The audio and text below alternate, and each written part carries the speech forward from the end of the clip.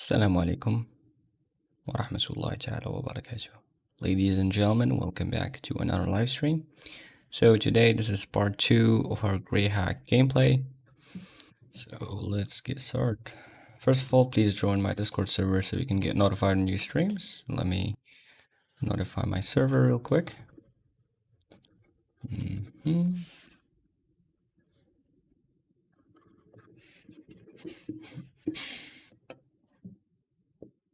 Okay, great. Yeah, let's start playing, I guess. All right.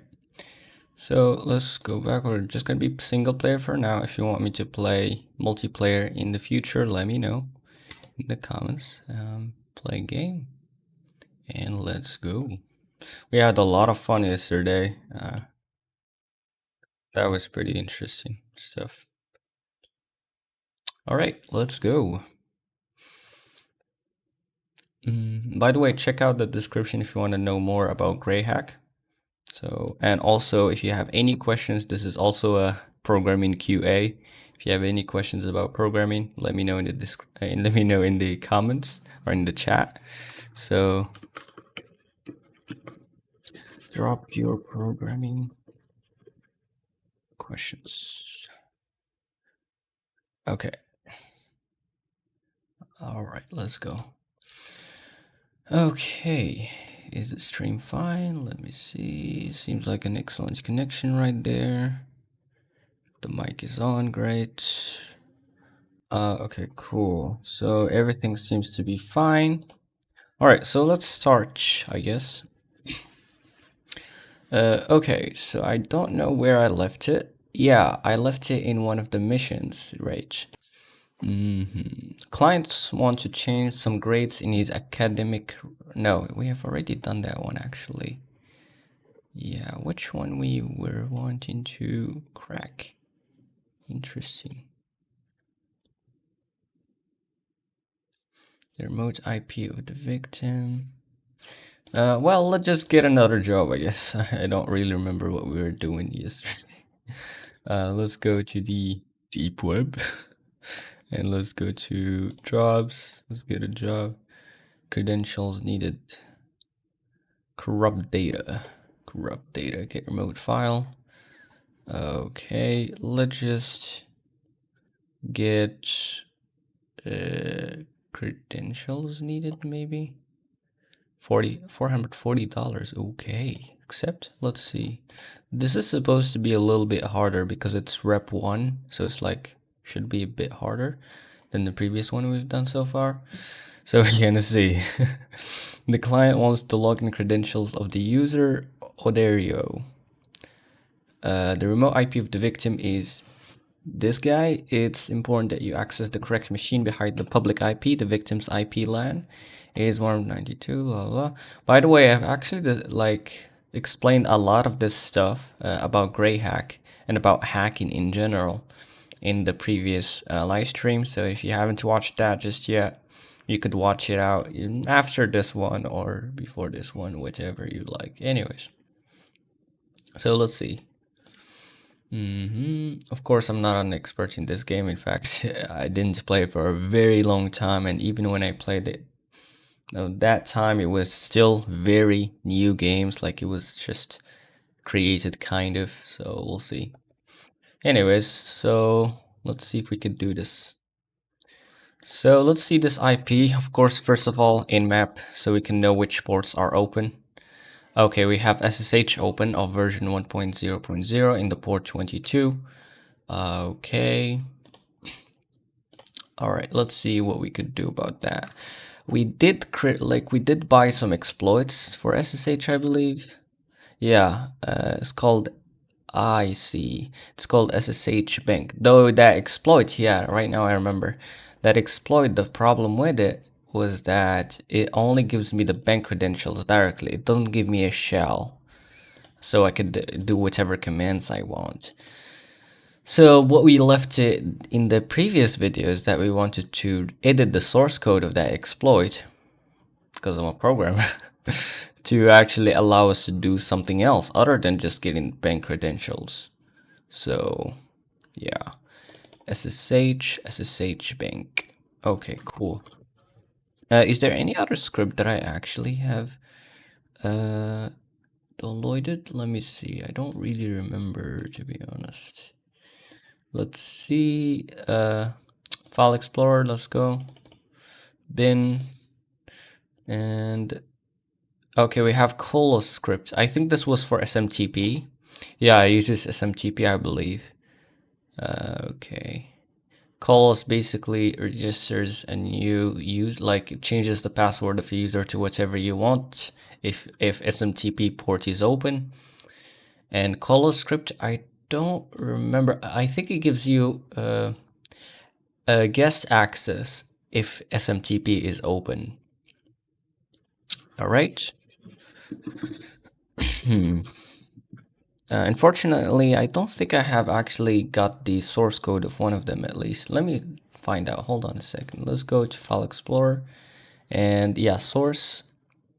Okay, yeah, I have only calls. I made a mistake. I didn't download, instead of downloading the source code and compiling that, I actually just downloaded the binary, which is stupid. Anyway, so if I want now the source code, I have to actually re-download it and stuff. But there, so this is the source code, for example, of this GreyScript. It uses an overflow exploit on the, which library this is. I'm not sure. Net session dumplib. Interesting. But yeah, on this memory address with this kind of value, and then it gives you back the result and stuff. Anyways, so let's see what we can do now. Let's just try that GreyScript anyways and find out what's going to happen there. Port. The port that we're interested into in 22. I think this is, yeah, there you go. Exploit failed. Yeah, I think it's for SMTP though. And honestly, to be honest, what I'm gonna do, but no, anyways, I'm gonna do it later. All right, fine. So now what we could do is, we have SSH. Okay, SSH bank. All right, so let's go to File Explorer, to the source, and this SSH bank, the source code of that is this one. So we wanted to basically develop a new exploit that would do something interesting other than just, you know, getting bank credentials, which is useless for me, kind of in this case. So let's see.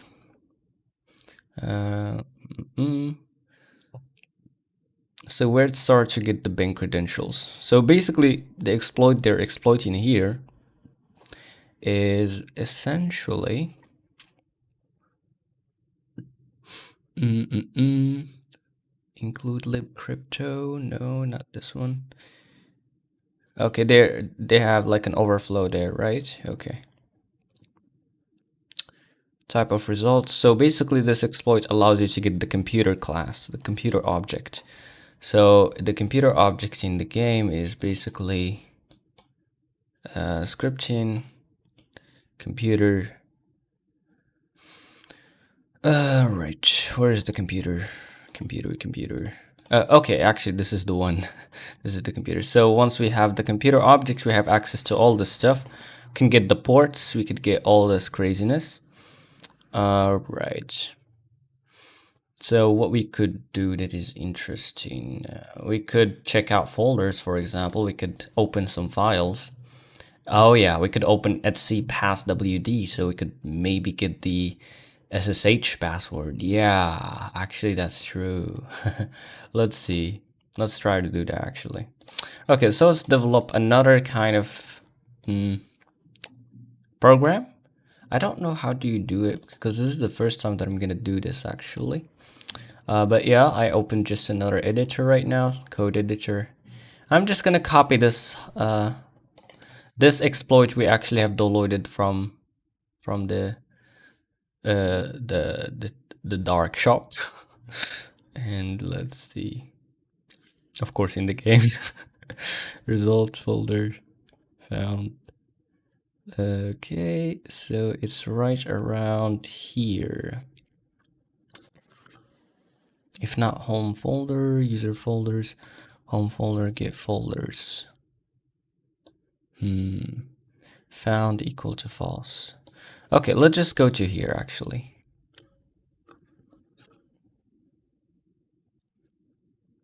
And let's also check if the folder is there or not.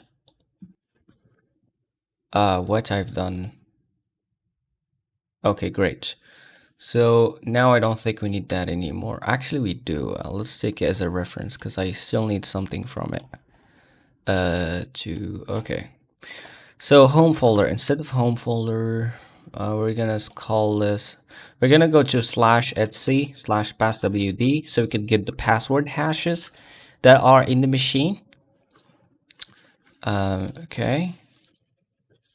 So right now we're actually developing our own exploit, which not a lot of people knows how to do this in the game because they're not programmers. Anyways, passwd file, right?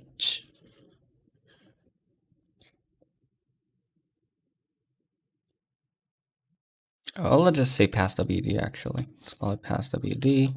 If not passwd, then exit error /etc/passwd folder. Actually, file not found.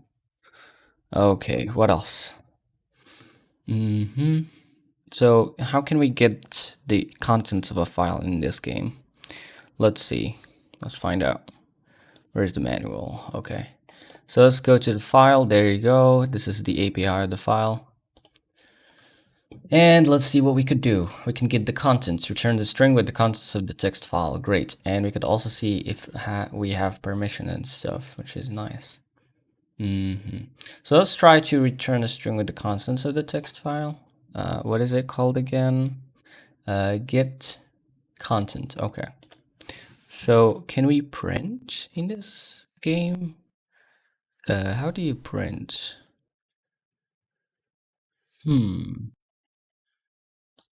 I would guess we can, but let's see. Yeah, print nothing found. Okay, cool. So let's print passwd, or yeah, okay. Or we could even make our own kind, like just make a new file and just put it, or like copy the file into our machine. What about that? Okay, we can actually copy. That's pretty cool. Copy the file to the specified path. That's very interesting. So the original file, copy. But I think this would all actually copy in... Okay. Can we set the content though of a file? There you go, we can. But honestly, for now, let's just keep it simple. Let's just print passwd get content. And let's just see if that even works in the first place. Because I never used this language before until now. I've never programmed in this game until now, so this is the first time basically. Okay, so let's see. What should we call this exploit? Let's call it SSH passwd, I guess. And let's put it in our source code. Save. And let's actually compile it right now. We're going to compile it into a program and put it into /bin here. SSH passwd. Save. Okay, cool. And let's see what we get. Let's try to run this. There you go. And we need the IP address and the port. Right now we're using our own exploit that we have just developed. Well, we kind of just stole it from a file, but yeah, we have edited it to fit our needs. So SSH passwd, and we give it the IP address. Oopsies. What is the IP address? It's in the mail. There you go. The port is 22. That's the SSH port. Ah, let's go. Nice. Starting attack, success, computer obtained with credentials from user guest. And then we got the root and this is the hashes of the passwords of the machine, of the users. So that's great. So the client wants the login credentials of the user. Ooh, Oderio. Oh, we actually got the wrong target. Yeah, like the wrong local machine. Okay. Well, can we do an nmap again? Well, there's only one open. And it's actually in one number 92, one number 68, 82, not 13. Well, that's actually quite interesting. Well, I guess maybe it's not open to the global, like to the actual internet. I think only this machine is open to the internet through SSH. So we're just gonna break into this machine and see where we can go from there. So at least we break into the network, then we could try to find this machine, victim's IP LAN. Okay. That's very interesting. Though I'd like to honestly make this kind of deciphering thing to be automatic. So that would be nice if we could do that. Let's see. So, by the way, the decipher program, do we have the source code of that? I don't think we do. No, we don't. That's very interesting. Should we buy it? Let's see. I don't have enough RAM. I should really upgrade my RAM, honestly. Anyways, let's see. Exploits, tools, decipher. There you go. It's actually free. Okay, great. But no, can you give me the source code? Well, it doesn't seem like that's the case, right? I guess you only can get the source code to exploits, not to tools, right? Yeah, I see. Well, that's sad, but okay, fine. So, okay, cool. Right. So let's actually develop our exploits even more. Let's go back to our code editor here. So for now, what we're doing, okay, not this one, this one. So for now, what we're doing is we're just printing the content. And the problem with this is that I don't think you can decipher multiple hashes at the same time. Like, for example,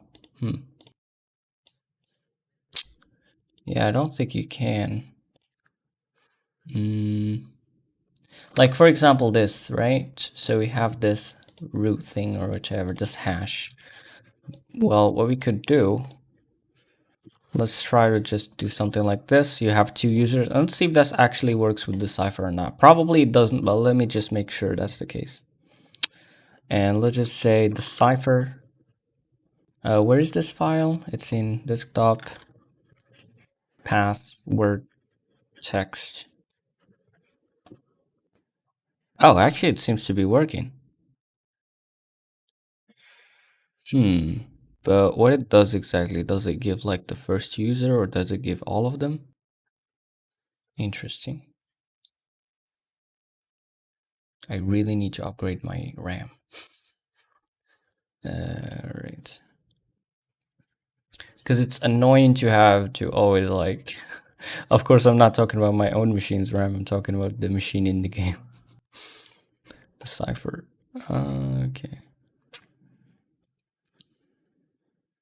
Let me check on the stream if it's good. Seems excellent connection, so that's fine. Okay. Alright, cursor. Cool. So it seems to be only given, I guess, the first one, maybe. Let's, for example, remove this for now. And let's say we have two users, actually. Let's say, for example, we have two users. What happens? Okay, let's try this out. Multiple users found. Oh, it tells you to select a user. Interesting. Interesting. Okay, fine. So what we're gonna do, honestly, let's remove that. Let's keep it as it was before, and let's just save this. And let's just make git content. Yeah, let's just make a new file in our own machine.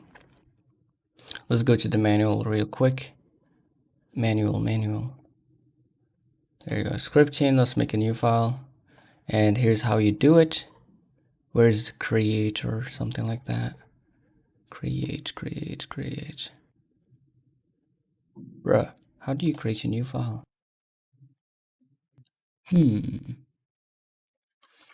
Let's see. Create a folder. There's here. Computer create folder. Huh. Computer. Well, actually, let's go back. Let's go to scripting, computer. And this is the thing that we could do. We could create a folder. Yeah, we could say file like this. Okay. Turn. It is return. No, this is actually to open a new file. How do you actually create a file though? I guess touch, maybe? Create an empty text file, return true if the file has been created, false otherwise. Yeah, touch. Okay, let's go. Touch is, by the way, a Unix command that is used to basically create an empty text file. Yeah, or an empty file in general, actually. All right, let's see what we could do here. So here we got that stuff. Now let's create a new file. First of all, we need to actually get the host computer. And then we need to say touch and give it the path.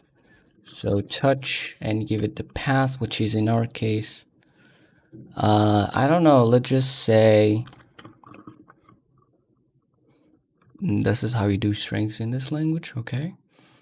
Right, touch the path. Let's call it, I guess, password.txt maybe.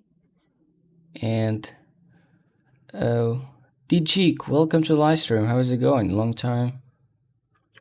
We're a different game. Yeah. Password.txt. It is a hacking / programming game. We're actually developing our own exploit. Well, actually, we're just stealing the exploit and just adapting it to our needs. Yeah. Touch. You can only do this if you're a programmer. Script kiddies can only use the tools that other programmers have made. Touch password.txt, and let's say the name. It's new. I've never heard of such. Actually, it's not new. It's very old, but it was super underrated until I think I think Pirate Game, maybe the YouTuber Pirate Game, I think have promoted it in his stream. But yeah, it was very old. I think I'm probably one of the few people that actually have bought the game very early. But from that time, I didn't really play it. I was actually occupied with other stuff. But right now, I've gone back to the game. I learned cybersecurity by myself. Okay. Yeah. All right. Cool. But here they say path, but the name too.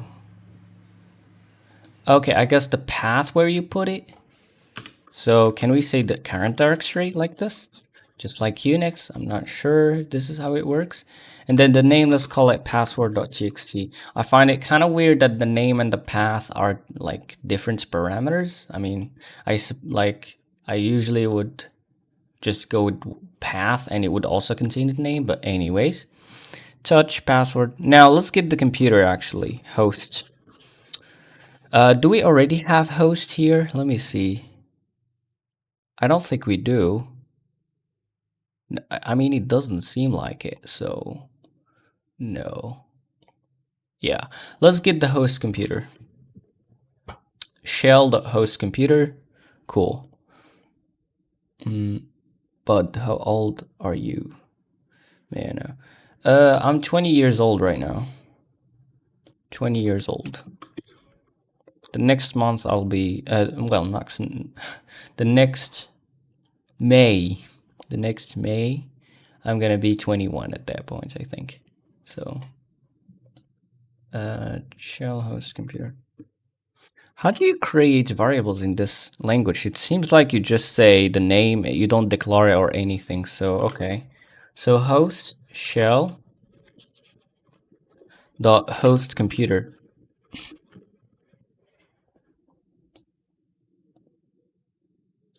Return the computer associated with the shell. 20, that's good. I don't know actually why people are afraid of like revealing their age. Other than girls, maybe it could be. I see why that would be the case, but like even some men actually doesn't like to reveal their age. I'm not sure why that's the case. Maybe like people that are very old. IDK, no, I don't celebrate birthdays.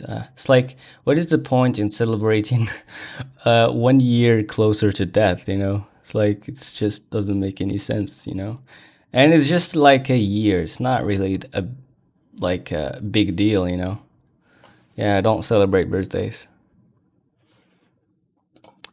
Right, host. At least in my religion, it doesn't really make much sense to celebrate birthdays, so that's good. But every day is a normal day. Yeah, pretty much, pretty much. Though it's useful for like to just keep it as a. It's useful to keep these birthdays or New Year's as like some checkpoints to just reflect on what you have done so far. From the last checkpoint. That makes sense. But like celebrating that day, I don't really find it logical. Other than my religion doesn't allow me to do that. But even myself, I don't really find it logical. So yeah, print pass WD get content.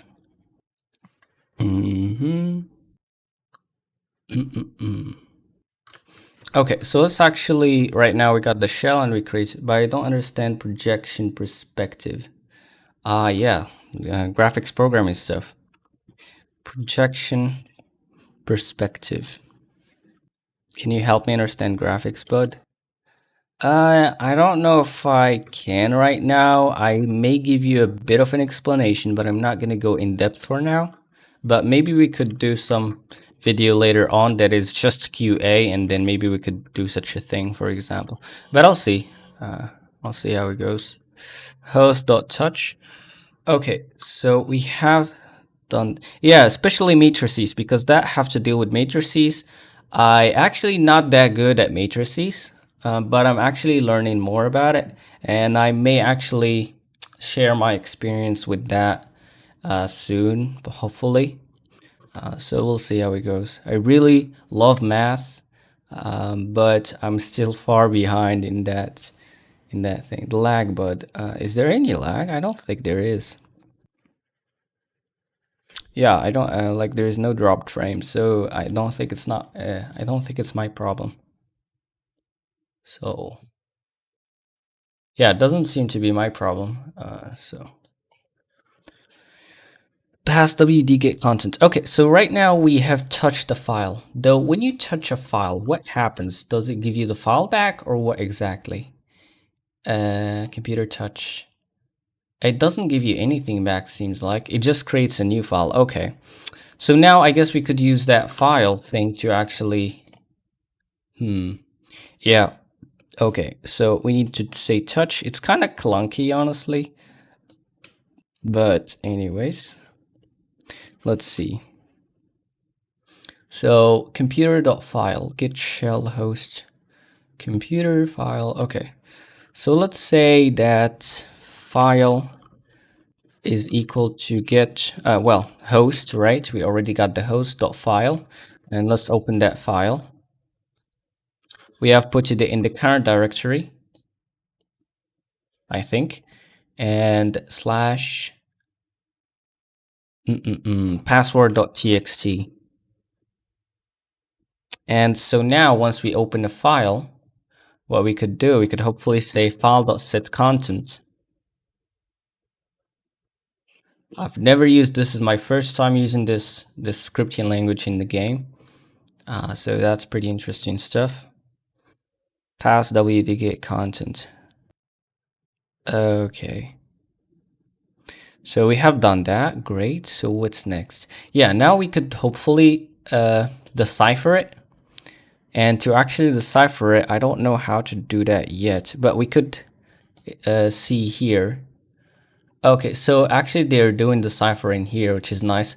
Okay, so I have to import the library, the dynamic library CrypTools, and then call the cipher. Okay, so I don't need to call the command. That's nice. Pretty cool. That's lovely.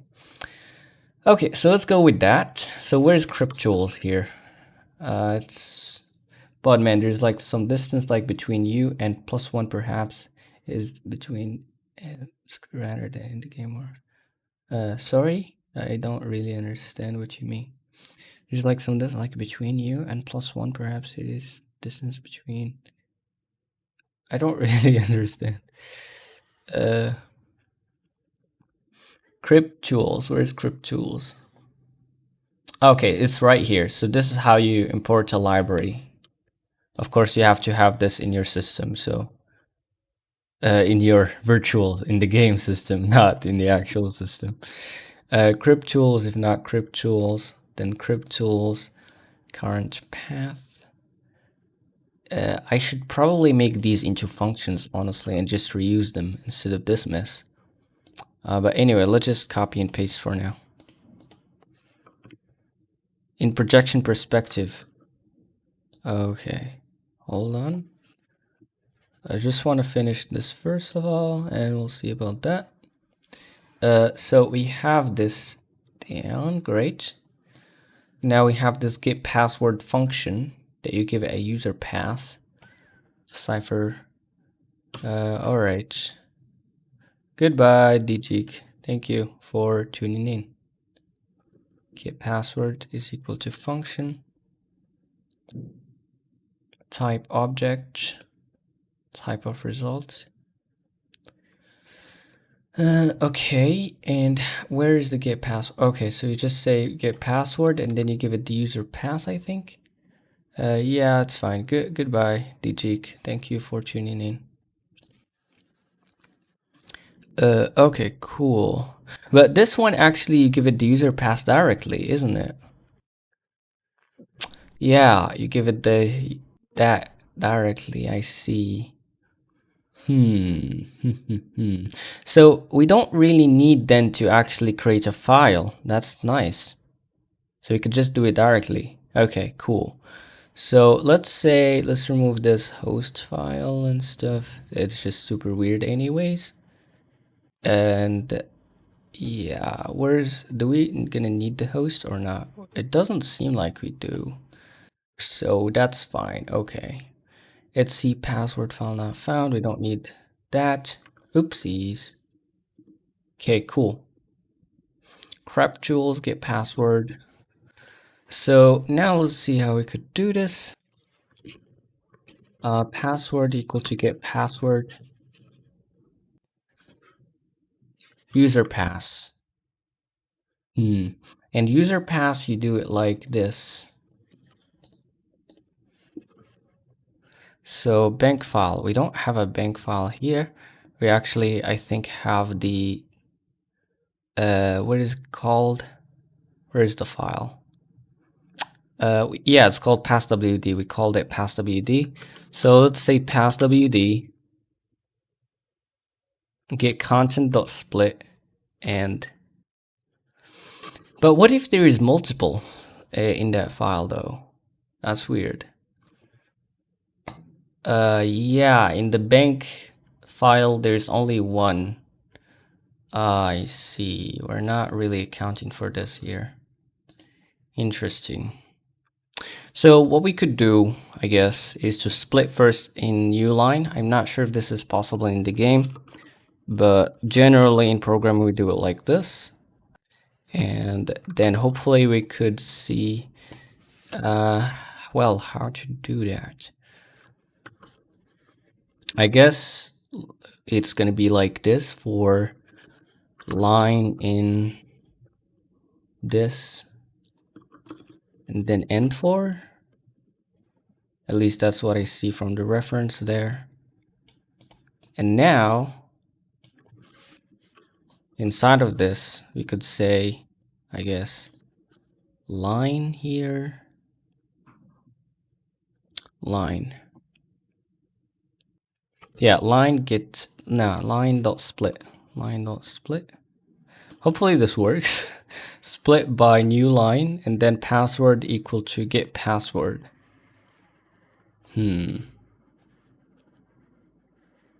Password equal get password. And yeah, here we pass it the user pass. And actually not by new line here, by colon. And there you go. But this would just give me the password, right? Yeah, seems like it. So we could keep this guy here in a variable. Actually, we already have it. Yeah, cool. And let's just print cool, and let's just print user pass. Or actually, yeah, user pass the first value, which is going to be the username, and then plus an empty, like a space, and then we could say password plus password, I think. Hopefully this works. I don't know how this language works exactly, so we'll see. I just guessed most of the time and just, use this reference. Here, this example is the reference. So /bin.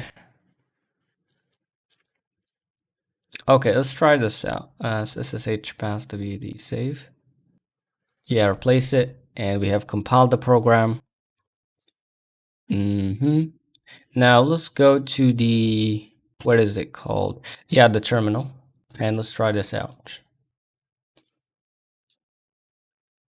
The terminal, SSH pass wd.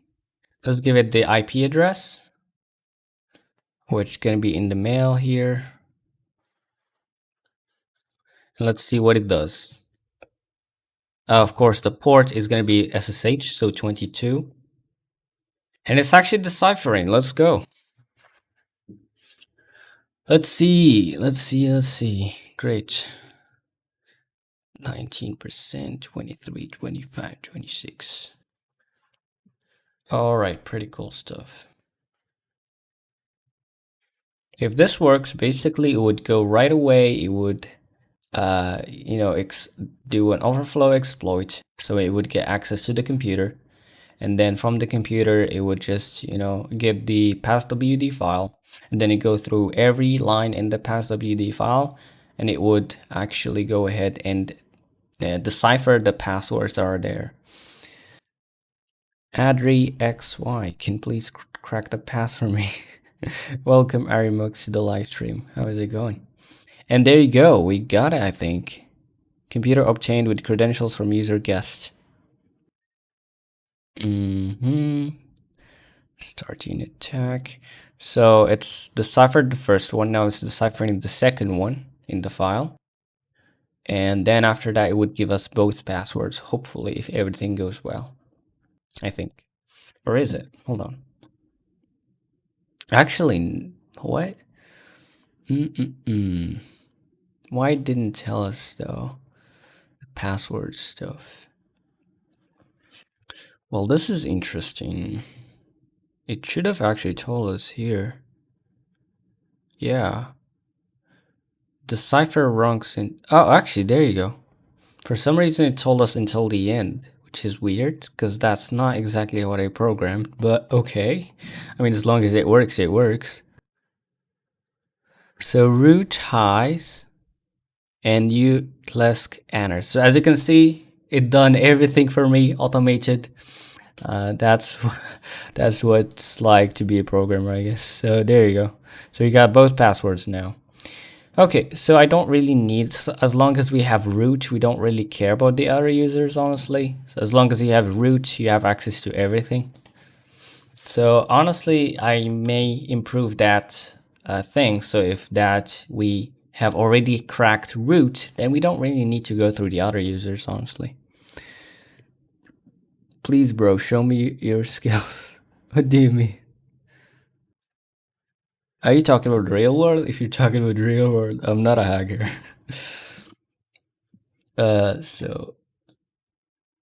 Let's see.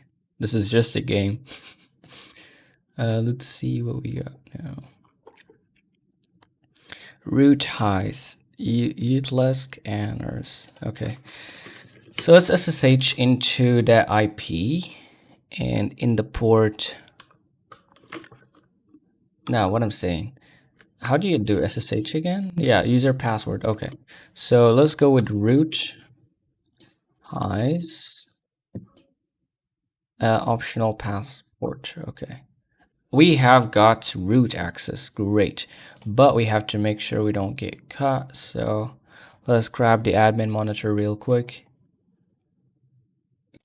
And the first thing I'm gonna do, I'm actually gonna remove my trace, my passive trace from the file, from the system.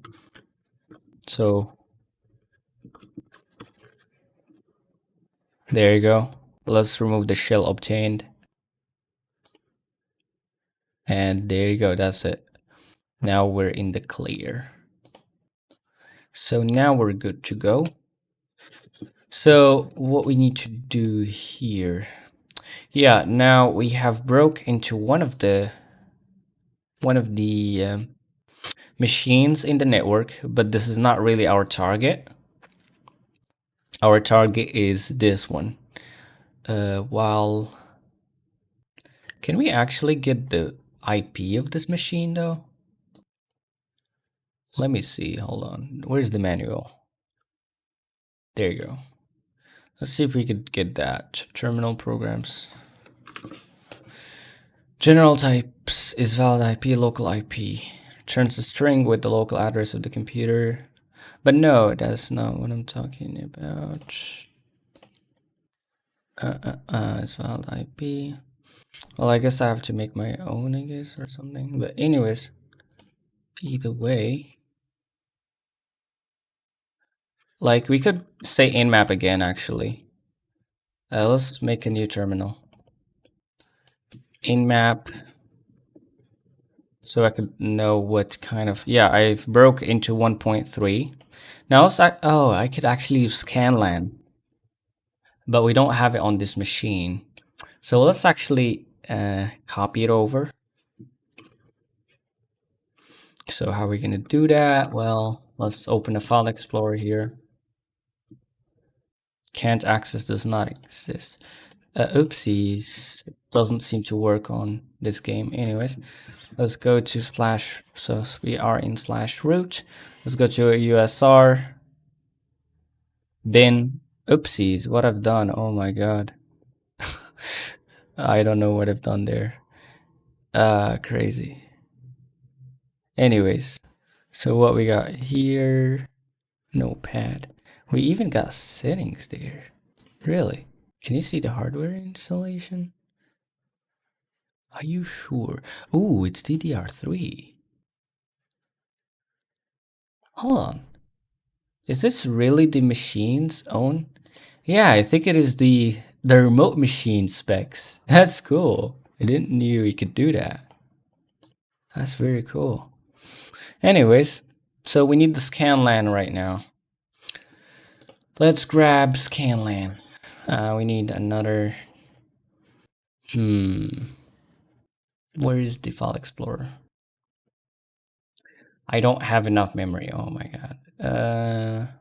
I need to remove something for now. Let's remove this. Don't need it right now. And do I even need this anymore? No, I don't. Anyways, let's go to File Explorer and scanlan. Yeah, there you go. Now let's actually copy it to the remote machine. Let's scan the network. Let's keep this in sight. And let's see what we got here.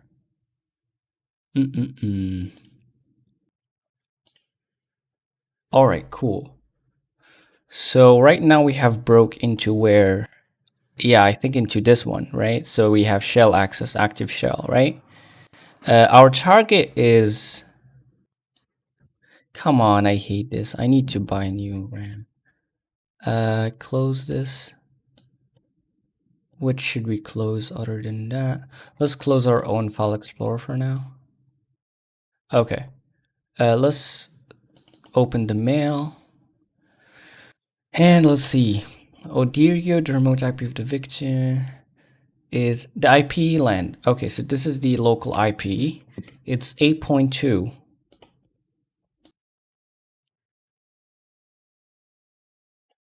Okay, it's right here. Oh my god. Look at that. I have no clue how to do this. I've never gone through, like, hold on, this is crazy.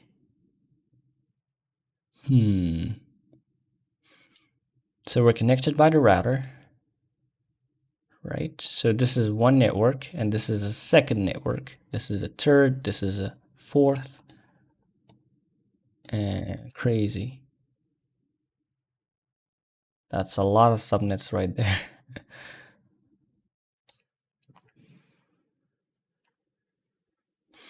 Can I ping this? Select destination. Okay, hold on. Ping. Target unreachable. Really? Okay, so we don't have access to that.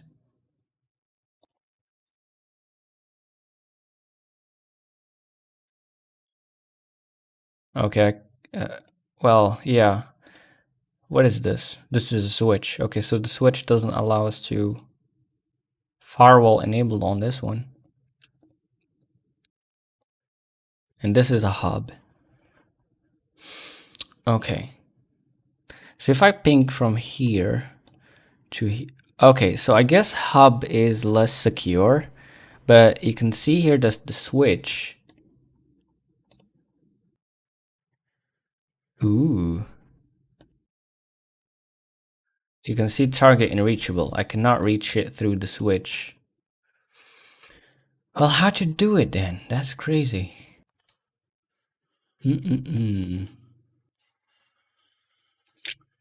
Maybe we should hack to the, like, how to hack the router? I've never done like hack through in this game through the to another network, is like to another subnet essentially. I have no clue how to even start with that. Interesting. Let's see first of all what we have here. Apt passwd step. Okay, so yes. Let's see, root. Actually, let's see the users. Home. This is where usually. Hold on a second.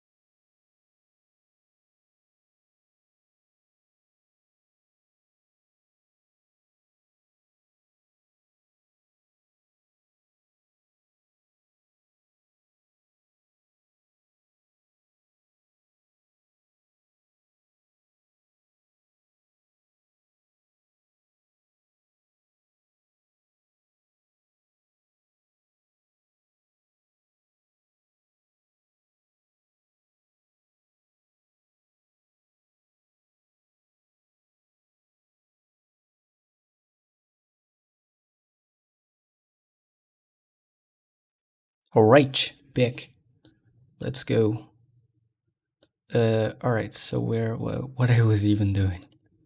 Utilisk. Okay, cool. Report Reese. What is this? I always see it. This is crazy. Okay. Oh, there's even chat logs. Interesting.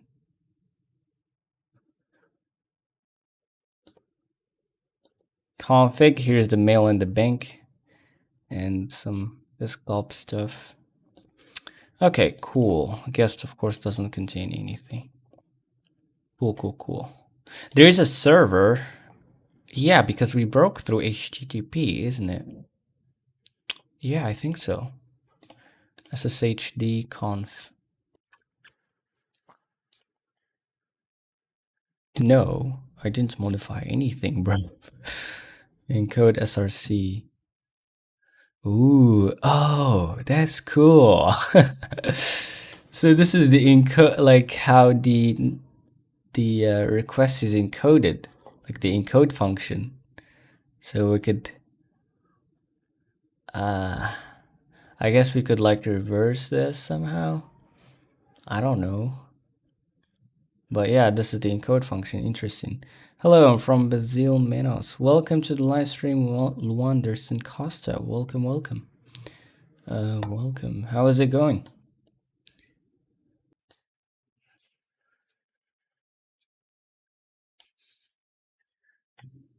In slash server conf decode bin. Okay, so I guess we're just gonna figure out how to hack through a subnet. I have no clue where to even start with that, honestly. Well, I guess I'm gonna learn something new today. Websites and services. Okay, getting started. Avoid traces, no. Terminal programs. There is some basic commands, some network commands.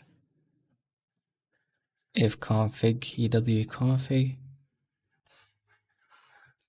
Oh, hold on.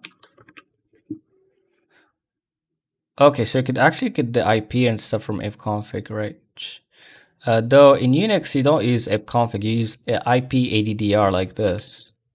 Though this seems like a kind of like a mix between Windows and Unix to some degree. It's crazy. Used to connect to Wi-Fi networks. Ooh, hold on. Used to connect to Wi-Fi networks. Okay, net device, SSID, passkey, NSLOOKUP, ping,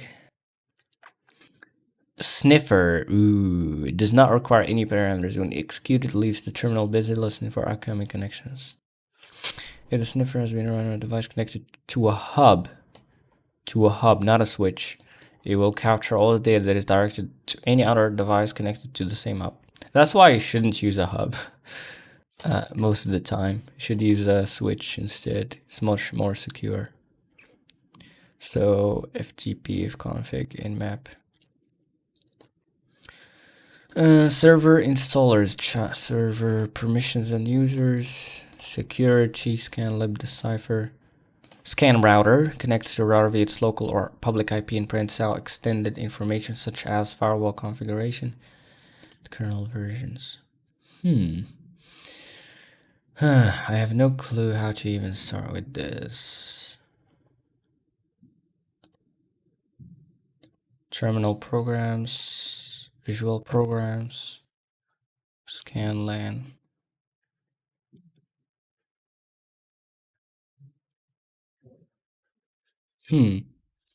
Okay, the rules. Although a network is very large does not mean that it has more security than a small network. Okay, rules. You can find in addition to computers, routers, switches, and hubs, the ping simulation action will help you know which part of the network can reach from the current machine. That's what I've done. The ping command is also available from the terminal. You can ping any computer in the network whose gateway is a router. If the gateway is a switch or another computer, it can only ping if you are on the same subnet. Okay. You can also ping between devices directly like routers or switches. Cool. Yeah, I need to know more about switches actually. The switches are very similar to routers except that they do not have a Wi-Fi module or port forwarding configuration. Furthermore, unlike routers, they do not route connections to connected computers. So computers can only be accessed behind a switch if you are on the same subnet. But how do I switch the subnet? I have no clue how that works.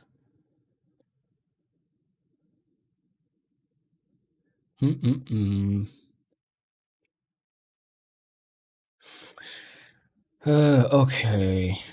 How do you connect to another subnet? Well, maybe we could search on the internet and it could possibly hint us into how the game would do it, maybe. Yes, I have no clue how do you do that. How do you connect to another subnet? Switch.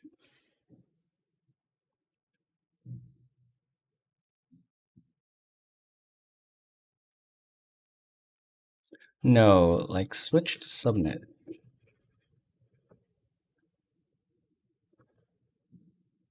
How to switch?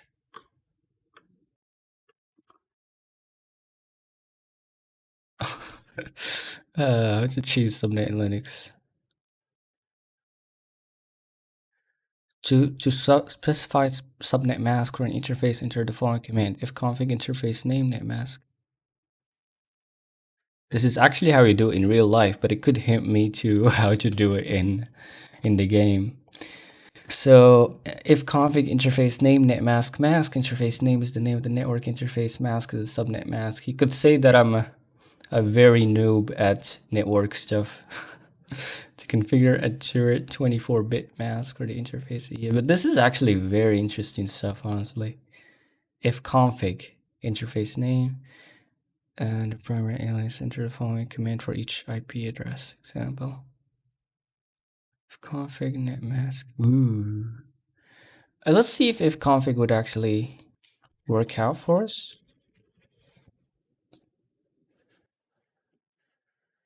Display the current information of network device. But you only display the current information. You don't really change anything in the game.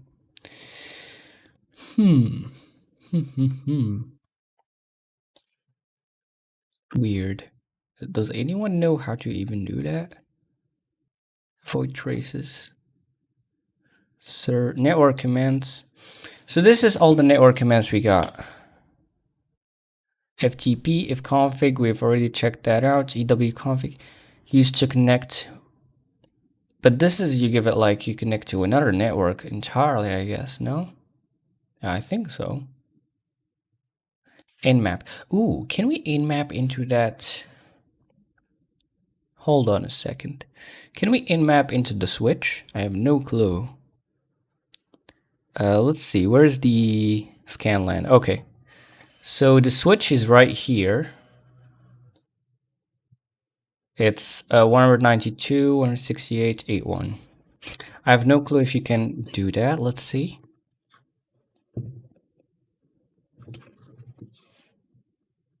Oh, there's no nmap in this in this machine. Okay, so let me actually get it from my own machine here and download it. Hello, Hamza Elasiri. Welcome to the live stream. How is it going? Hopefully I didn't butcher your last name. Sorry. Okay, File Explorer. I honestly would buy another RAM because this is very annoying to have to always do this. So let's to actually upgrade my RAM, I have to first of all I have to launch a browser. To launch a browser, I need to free up some RAM first.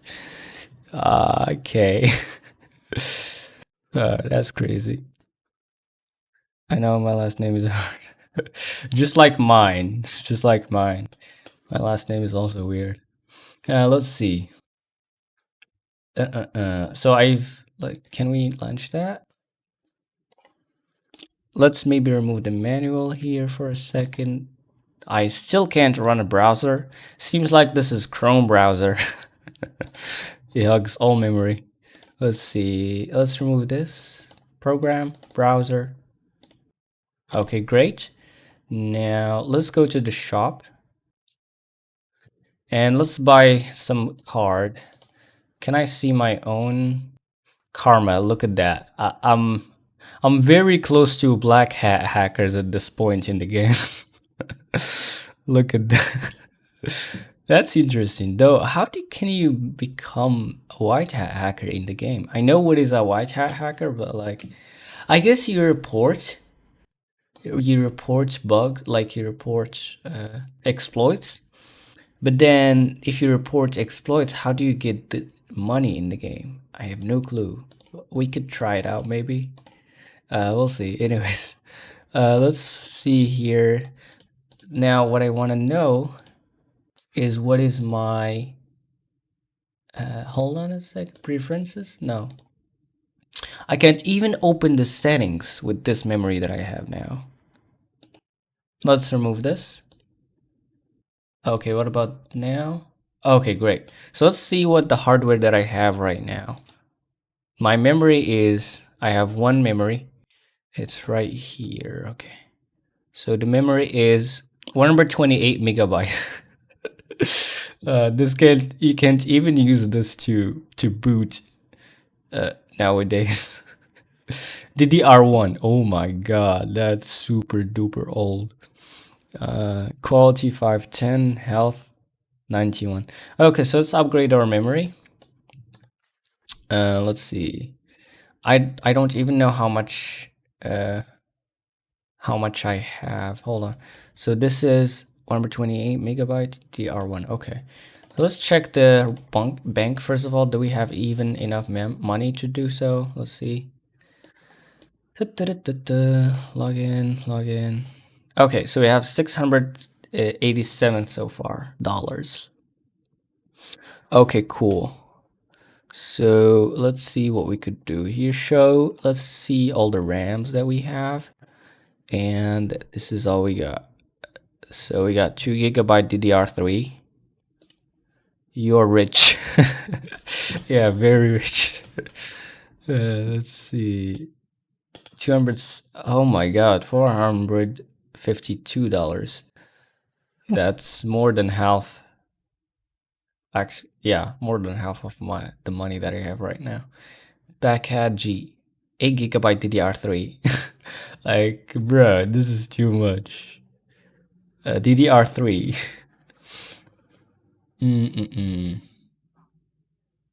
Da, da, da, da, da. I don't know which one would I get. As a gamer, I would just get the best, but I don't think I need that. Let's see. Let's see. $39.91. Well, I guess let's just get the best anyways, so we don't have to. No.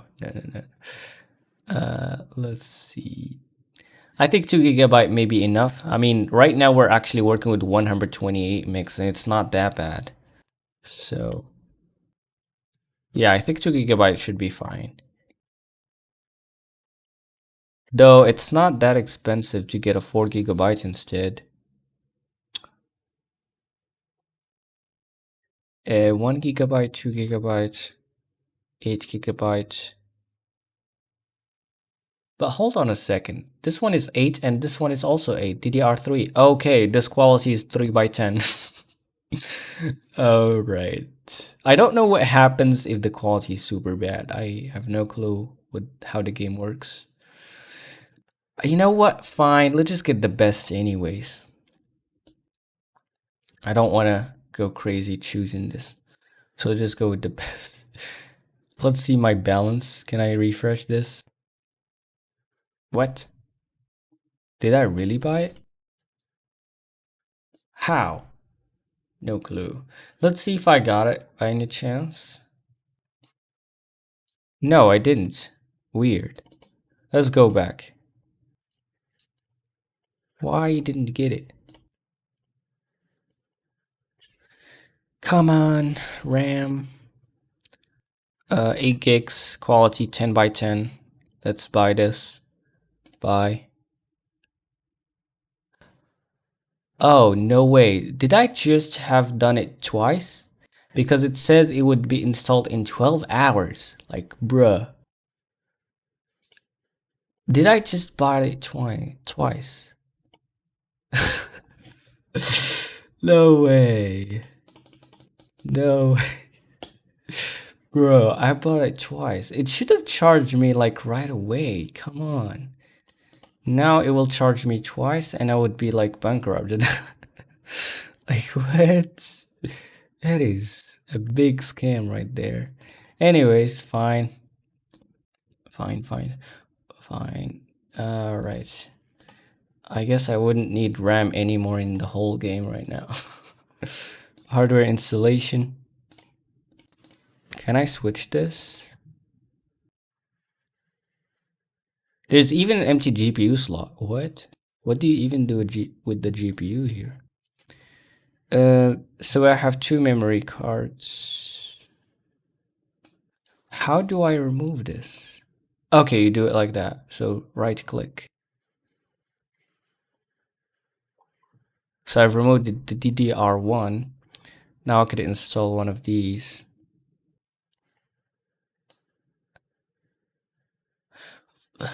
Come on, are you kidding me? I forgot about this. I need a DDR1. This is crazy. I forgot about this completely. Well, that suck. That suck. So, what happens? Am I gonna sell it if I do this? No, it's just gonna be destroyed. Now I can't even get RAM anymore. And I'm bankrupt, I guess. I have DDR1, not DDR3. Bruh. Now I have to buy a DDR3 motherboard, and then I have to also buy a new CPU possibly, and a new nah. Anyways, whatever. Oh well. Damn. Let's see. Let's remove this admin monitor. Well, that's crazy. I totally forgot about DDRs. Maybe you can yeah, I can upgrade the motherboard, but I need money first of all. And the thing is, I may need money to actually buy exploits. Actually, I guess it didn't charge me for the second one, or what happened there? I don't get it. What happened to the second one I ordered? It didn't charge me for it. Weird.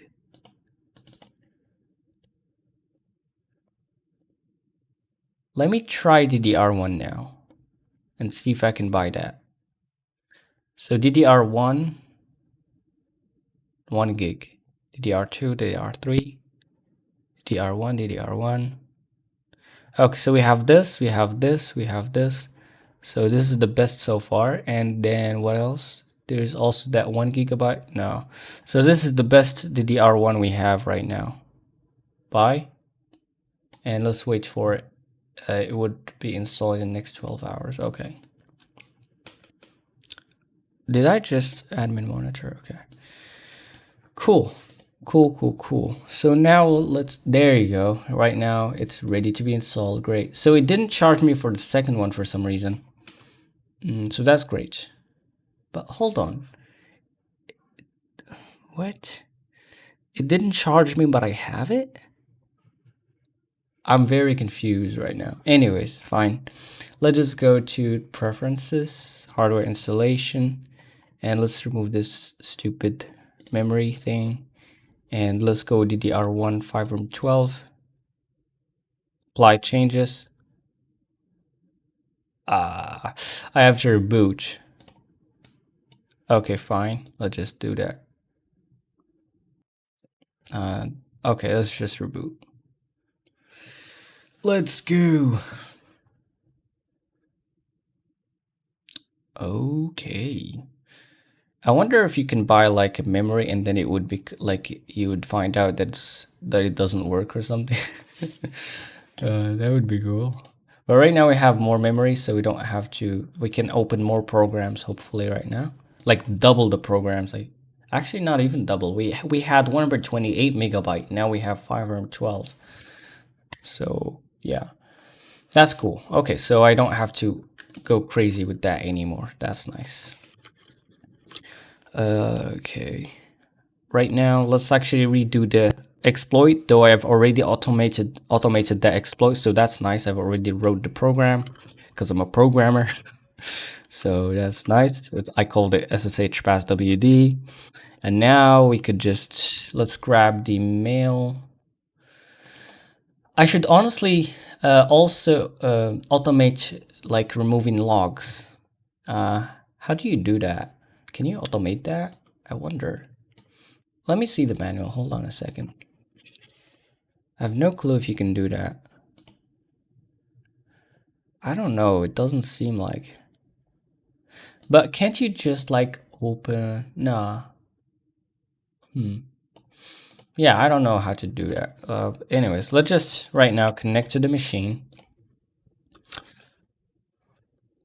Oopsies. I need also the port. We're gonna go with SSH.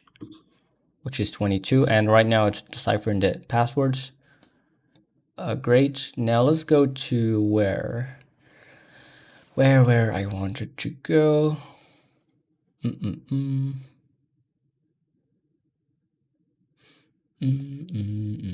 Yeah, let's just wait for this, I guess.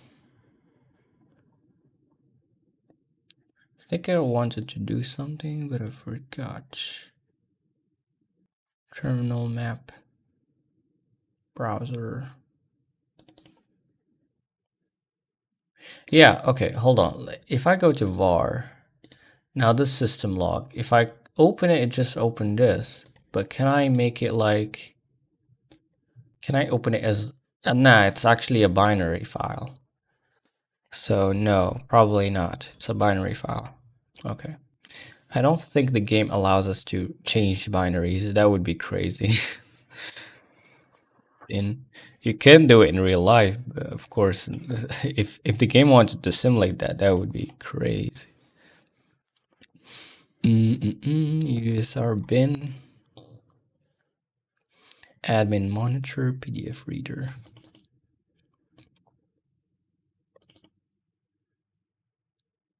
I should watch out on my own log viewer, but I'm not playing multiplayer, so that's fine. But like if I were playing multiplayer, I should probably just keep the log viewer open all the time and just see if anyone have connected to my machine trying to hack me. But anyways, computer obtained with credentials. Right now I'm just training on single player. Computer obtained with credentials from user guest. Okay, so as you can see, it just does all of that automatically for me, so that's great. Now I only need this. So let's SSH into the port. I need the IP.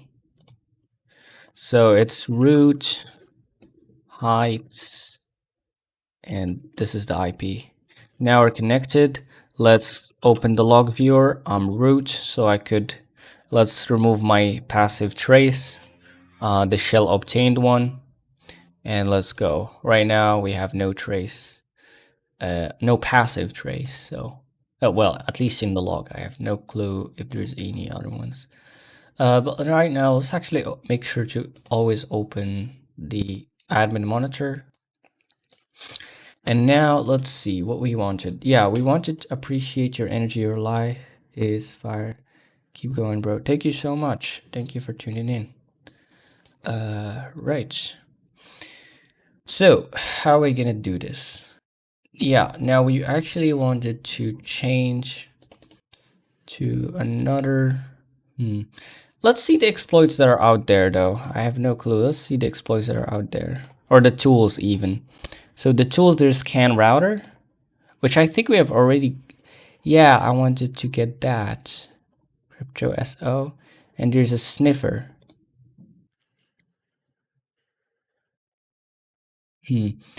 Okay. Well, I do have some stuff. Hold on. File explorer.exe.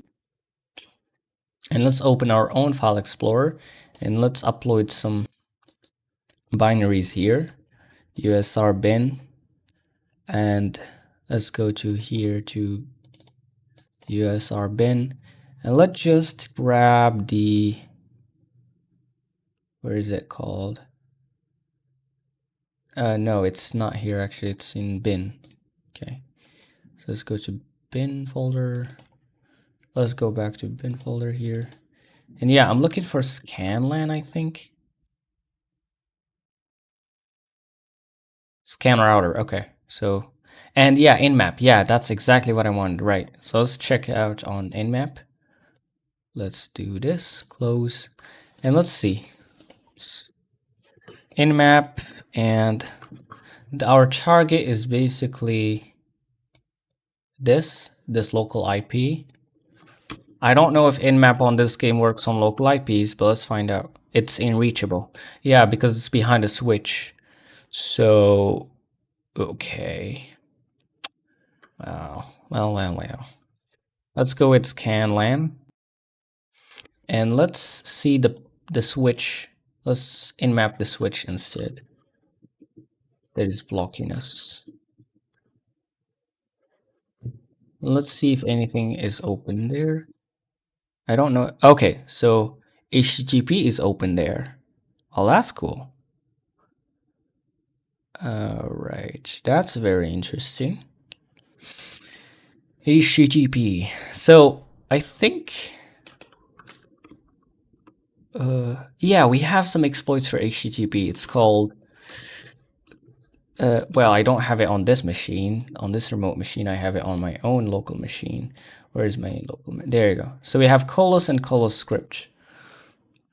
Okay. So let's go to here. And finally, I don't have to deal with programs, no enough memory anymore, at least for now. So Colos script. I have to upgrade my network. Colos. Close. Let's go. Great. So I have Colos right now. I don't remember what they do, but I think you say Colos and then you give it the IP, right?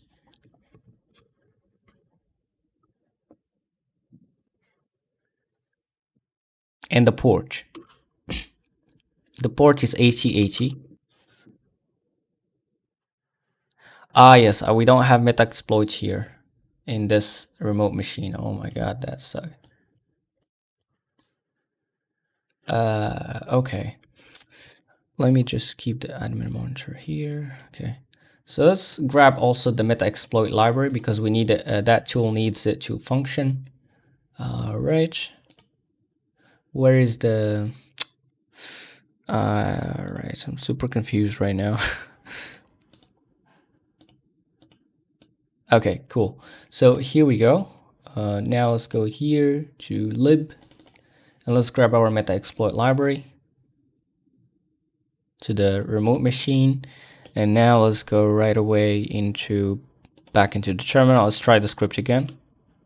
Enter new password. So right now we could inject a new password on a random user in that switch. Hopefully, we'll see through HTTP.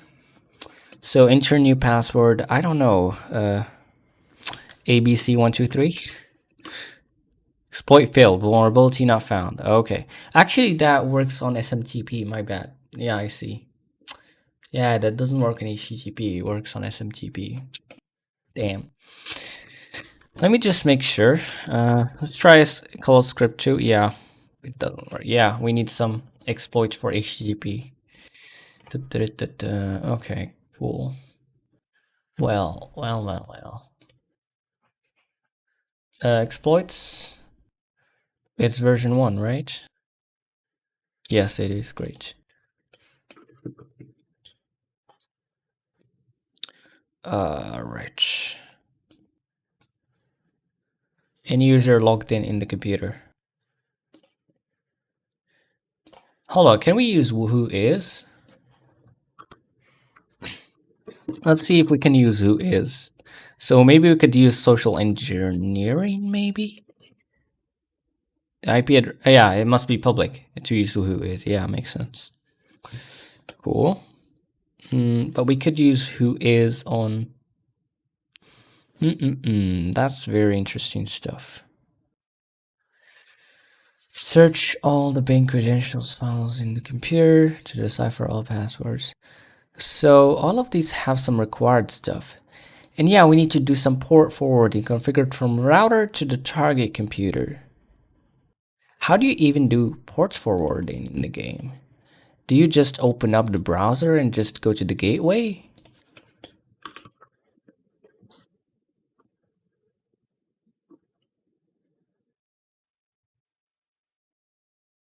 This is the gateway.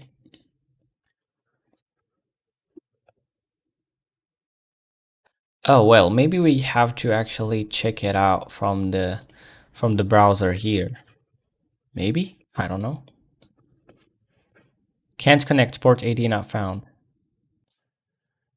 What?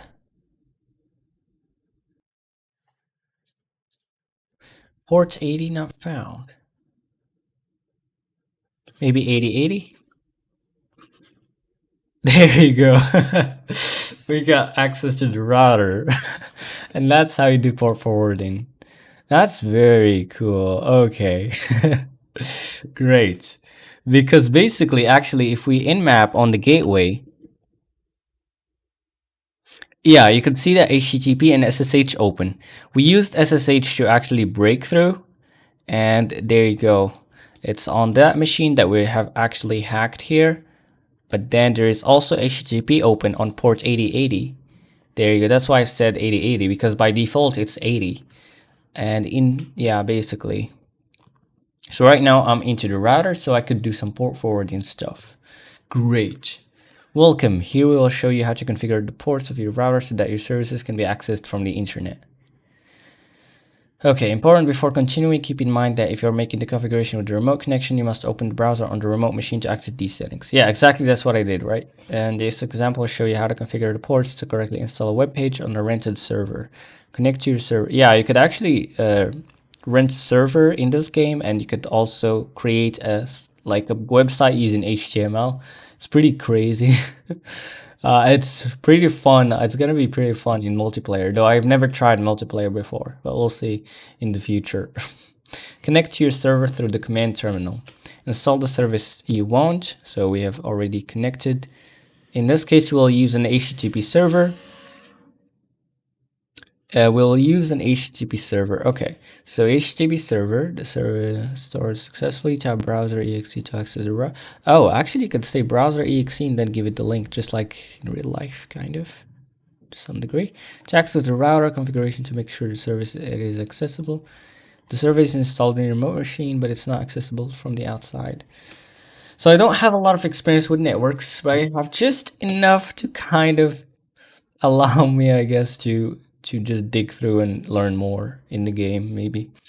But yeah, I really like, if you want to learn this stuff, like the basics of networking and stuff like that, and Unix, it's like a very, very amazing game for this. So yeah, of course, it's not like literally like real life. This is a game, but it really gives you like the fundamentals that you have to understand, really, like the principles, I guess, if that makes sense. But anyways, the server is installed on your remote machine, but is not accessible from the outside, only from your LAN network.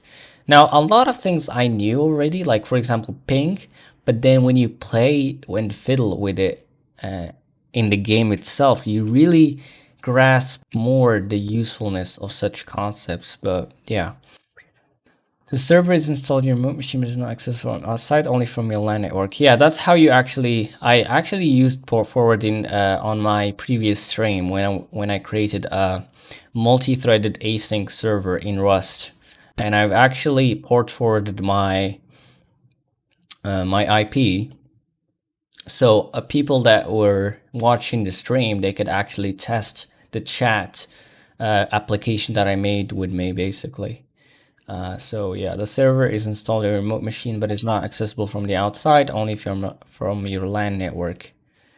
Server installed in your remote machine, but is not accessible from the outside, only if you... Okay, open the router configuration using the browser as instructed by the service installer.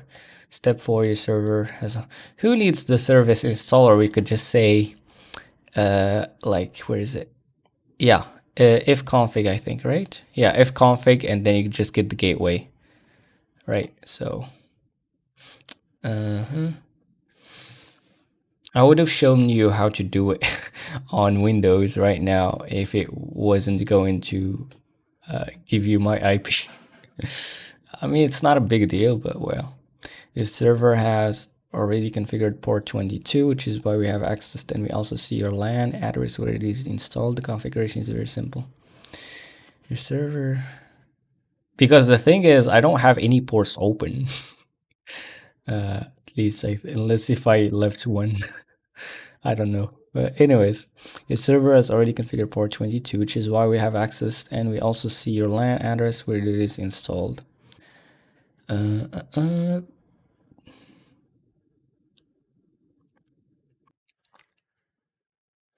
Okay, as in our case, we have installed HTTP server. The port where it's installed the machine is 80, what we call internal port. If you want to make sure that the port has been opened in your machine when installing a service, you can make nmap to your LAN address. Great. So external port to internal port. Okay, so you map from the external port, like the port that you could access from the outside, from the internet, and to the internal local port, basically, and the local IP address. Now the router, we add a new entry.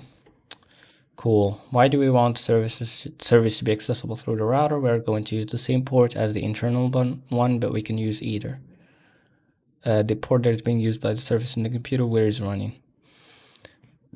After entering, you could also use port forwarding, for example, to launch, let's say, any kind of service servers, like for example, Minecraft servers or whatever, or game servers. As you can see, you have two services installed in the same machine, and a router points to each one of them. But yeah, it's quite risky to some degree. But though, like most normal users aren't really targets of actual hackers. I don't know. Anyways, as you can see, I have two services installed on the same machine, around points to each one of them. But it could be useful to resolve like IP conflicts, ports conflicts here with this mechanism of mapping from external to internal ports and stuff, I guess. Okay, so this is the firewall. You could add an entry here, seems like. Could allow some port and source IP and destination IP. Yeah, in your router, you're also gonna find a firewall, of course, and it's kind of similar to this. Yeah. But how do you remove this? I don't know. Anyways, let's keep it. So right now, this port 22 is open, which is what we use to access the network, to break into the network. But let's go add entry. Yeah, let's see the other tools right now, because some tools require port forwarding, basically. So let's see what we got here. Any user logged in the computer. I think I want to use, what is it called? Social engineering to see if the user is logged in, for example, I guess. Though I never tried it before. When required, one port forwarding configured from router to the target computer, minimum number of 4 users registered in the computer. But I cannot really know how much users are registered there. So yeah, well, any users logged in the computer. Let's see the other ones. Root user logged in, minimum number 4. 2 port forwarding configured from router to the target computer. Oh, actually we already have 2 port forwarding. Yeah. But hold on, to the target computer. From router to the target computer. Okay. Let's see.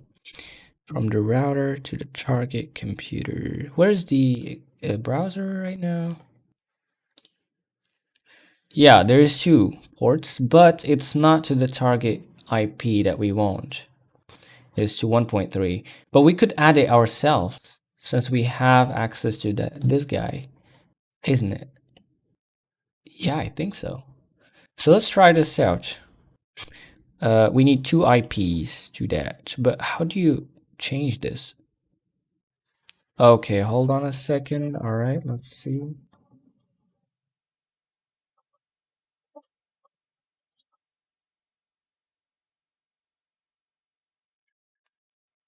All right. Okay, external port, internal port, LAN IP address. So let's go back to the scan LAN here. The switch is this, okay. So let's go to the switch, 192, 168, 181.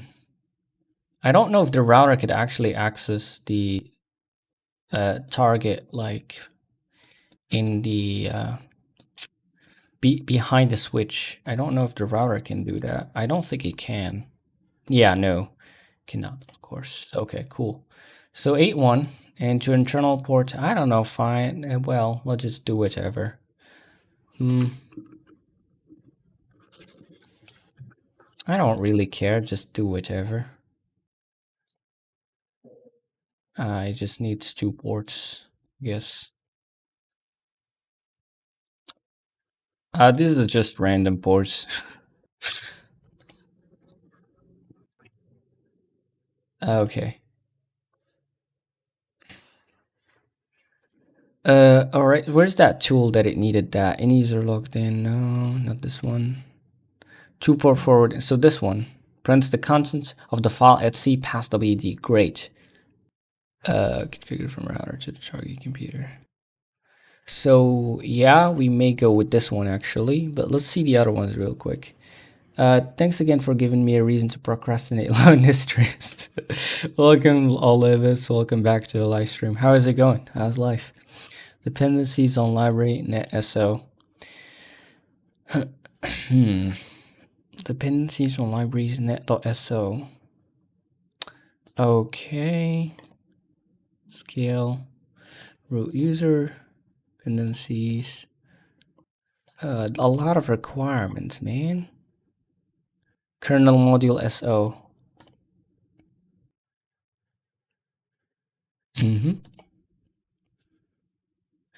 Kernel module. Okay, so let's try to go with this one and see if it would work. Of course, I'm always going to get the source code version. I could always compile it myself. Let's grab this here, save it. And yeah, there you go. Okay, let's see the source code of this and how it works to learn from it. So we could do our own later on if we need it. So where is it? Source. There you go. So let's see what it does. It uses the meta-exploit library. Yeah, it uses an overflow again. It's always an overflow. All right, has permission. But why it needs two ports open?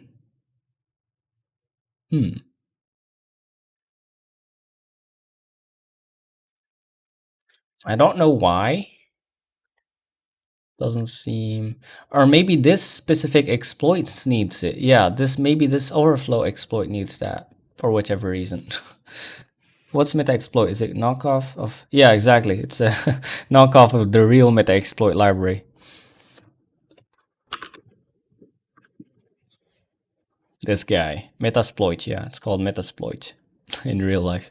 The Metasploit project is a computer security project that provides information about security vulnerabilities and aids in penetration testing and IDS signature development. It is owned by Boston, blah, blah. Anyways, space security company Rapid7. There you go. This is the real thing. Let's go. All right. Anyways, let's just compile this, I guess. So it would be cool if we could find somehow. I don't know how to find overflow problems in or vulnerabilities in this game. It would be cool to know how, but we'll see. So bin, because if we do that, we could actually just find our own exploits. Then we could just make our own. But anyways, so right now where I should put this bin, yeah. And what this does, it's HTTP, right? It's HTTP. Pass WD. It gives us pass WD file, and let's save this. Though it doesn't have to be pass WD.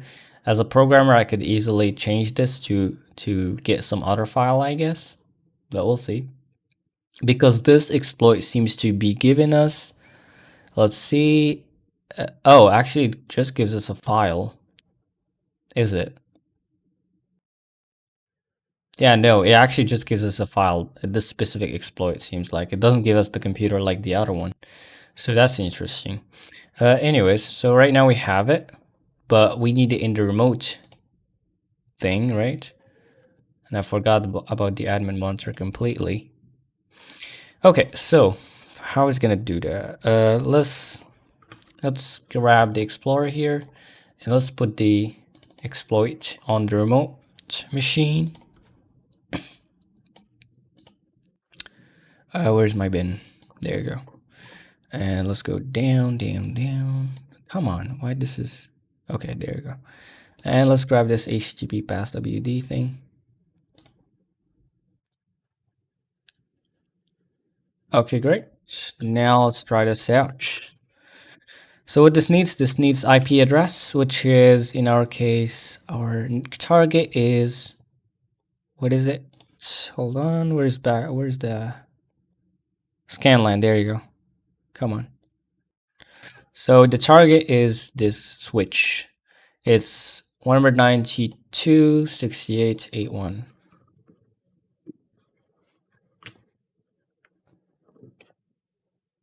And we need the port. The port, I don't remember. Did I in-map this? No. Interesting. Okay, let's in-map it first so to know which ports are open. I know HTTP, but is it like 8080 or 80 or what exactly? Let's see. Yeah, it's 8080. Okay. 8080. Bruh. Insufficient amount of port forward targets towards the target program ended. Bro, we have done that. Or maybe we haven't saved or something? Oh, I guess maybe you... Oh, okay. What about now? Still? What? Oh, they have gone. Why? Are you kidding me? This is weird. Fine. The cursed python looks sick. Can you make your own malware and send it to other players in multiplayer? Yeah, you can for sure. You could do all sorts of crazy stuff, I think. Yeah, you could send it through an attachment in the mail, but you have to convince that real player to actually download it, which I don't think he will get convinced. Because he's just like you, but I don't know. Unless maybe if you kind of lure him with an exploit, I guess. You're saying that you're gonna like this program could exploit something, or I guess I don't know. All right, 8080, and what we should do now? Yeah, what is the target again? Yeah, this guy. Copy, save. The external port 8080 is already in use. Okay, let's go with 80. Save this. Let's add a new entry. I don't know. Let's say 23, I guess. Whatever ports. It didn't really specify the ports that it needs. So, come on. When I actually refresh, it just goes away. But this does. Oh, it removes one. But why it does that? You can't make changes to this entry. Port protected. Interesting. Ah, yes, it's protected because, well, we're using it to enter the router. But, like, why the entries disappear? Bruh. Gray hack, port forwarding entries disappear.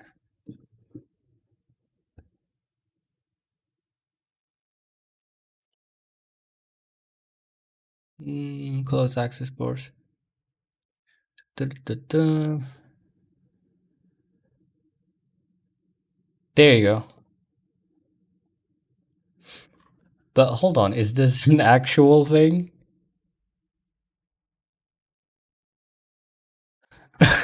This is the real life thing. No, I'm talking about the game, bro. This will port forward port 80 for users using the internet. How you would hack? Are you kidding me? You're asking such a question in core? How you would hack a router firewall outside of your network if all ports are closed? Okay, learning with video games. I don't know. Is this a bug in the game or what exactly? Or am I missing something? Game so realistic it mimics real life router bugs. Yeah, it's not a bug, it's a feature, right?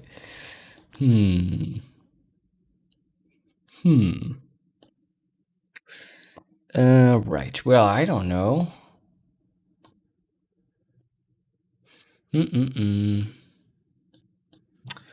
I guess let's just try again anyways. This is very annoying. Wow. I guess let's just say something like this, maybe.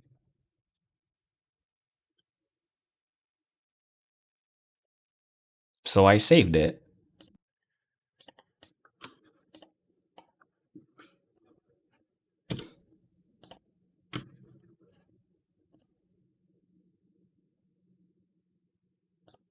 Or maybe the router only supports 2 port forwarding and stuff. So I saved these. Bruh, there's no way. Like, what? There is no way. I don't get this. Let's see how they do it here. So your server is already configured. Now the router we added a new entry to internal port.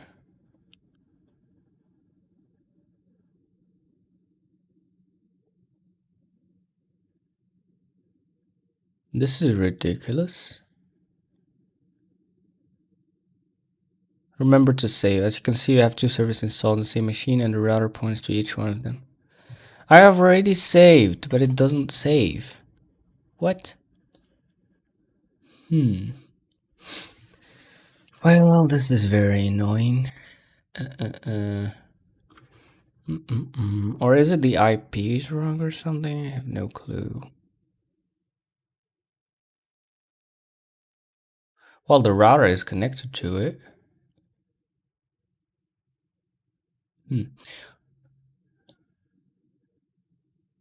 Well, let's try something interesting. Let's do port forwarding for our own machine, for example. And let's just see if that works. So the machine that we are in currently is basically this. And let's see if it's works. No, it doesn't. I'm really confused right now. Or maybe we can like remove one and maybe then we could try to add one. Yeah, I could, but even if I can, it's useless. If I cannot add 2 ports, then I cannot use it. But let's try it anyways. But then I would lose access to it. Yeah, I may lose access to it if I do that. Because this is the port that I'm actually connected through. I don't know what the game would do if I remove this guy. So, well. Well, I'm super clueless right now. I guess this seems like a bug in the game or something.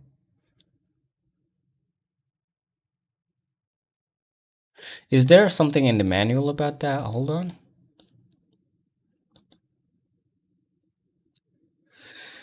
Port forwarding. Get num port forward net session. Device ports allow import. Ping port.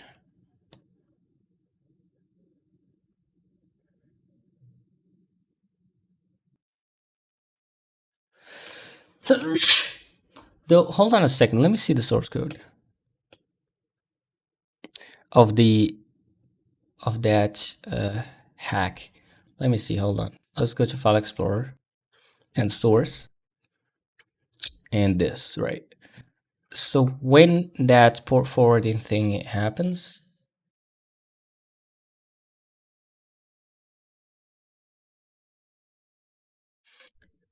yeah, where's that thing? Yeah, I guess maybe it's because of this, possibly. Yeah, it's maybe hard coded into the game, not really in the program itself. Yeah. Yep, probably. Well, I'm very clueless right now. File has been modified. But you know what? Let's try on our own network. Yeah, let's try on our own network. Or not on multiplayer, so that's fine. Let's see. Let's open a browser. And I need a terminal. As I want to know the...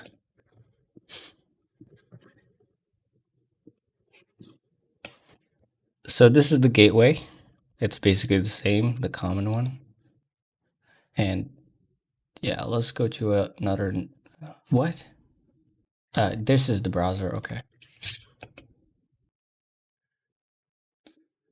Is it maybe 8080? There you go. Okay.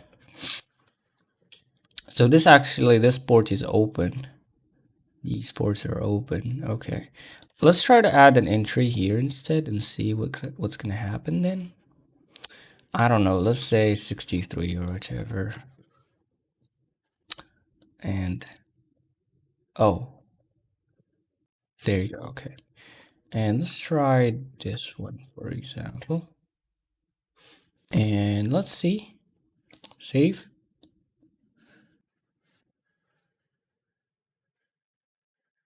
How much did I add? 2, yeah? But right now only,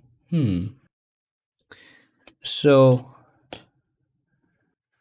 yeah, any entry I add, it just doesn't work.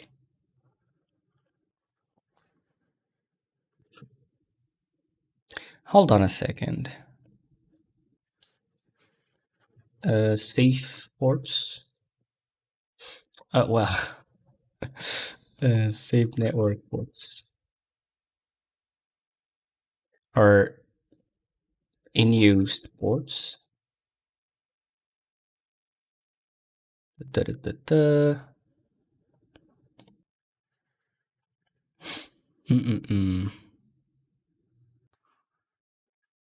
Come on.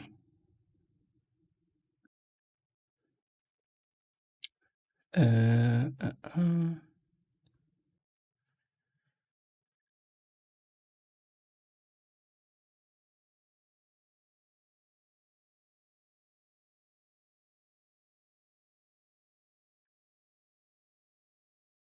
Yeah, 50,000. Okay. Yeah, it seems like here. Okay, cool. Well, let's try 50,000 instead. And see if that's the problem, for example. I have no clue. But let's see. If I add this, and no, it just doesn't work. Okay, hold on. Let's go to the shop, right? And let's see something. Hold on. Can you buy routers? You cannot buy routers. Okay. But how do you buy networks? Hold on. Exploit report. I think this is the tool to report vulnerabilities in the system libraries. I guess you could use this to become like to gain good reputation, to become like white hat hacker in the game, maybe. Anyways, let's see what we got here in the shop. I remember there was you can rent a server here, but like where is it? There's nothing on that there. Bruh. Maybe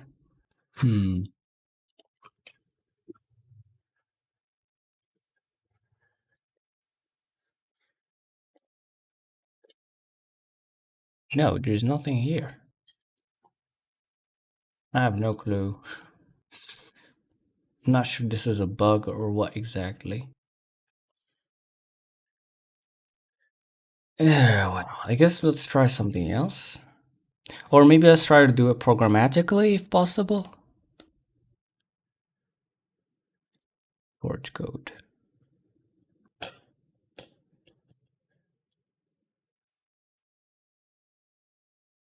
Okay, this is how you split your code, I guess, into multiple files. You use this. Yeah, we could use it to like make some reusable functions that we could use in multiple exploits.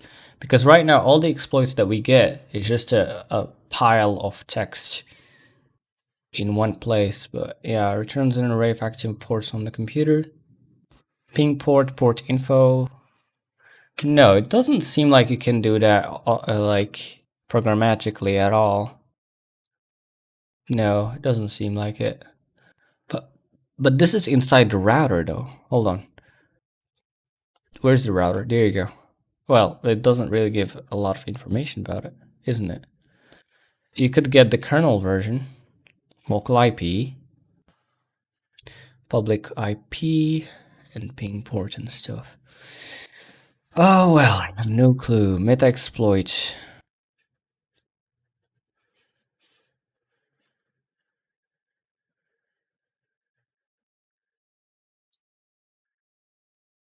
It can save the source code and encode it. Sniffer.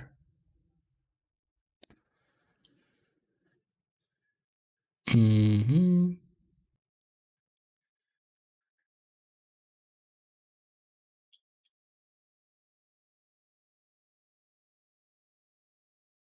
Yep, no clue.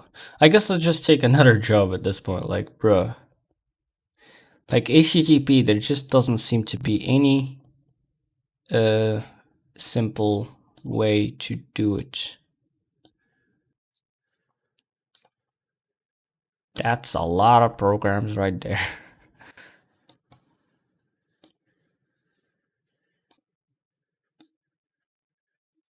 Yeah, honestly, let's just get another job, I guess.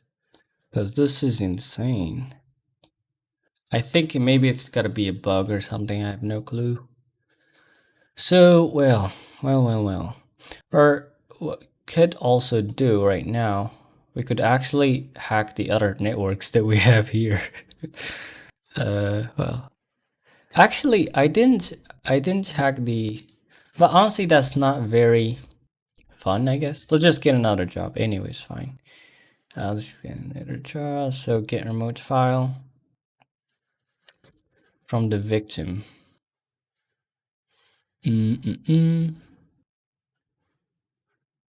Accept. And hopefully this is a little bit more approachable. The client wants you to enter a remote machine and get a file that contains important information for him. The remote IP of the victim is this, and the line address of the file is located is this on the path. Okay. Engine specs. Little bin. Let's see. How's it gonna do this? Let's see. Nmap. What is the open ports? Please not HTTP. HTTP again? Okay, fine. Let's. Oh, actually, we do have a hack for HTTP. Why we didn't use that? I guess if I remember, it didn't work for some reason.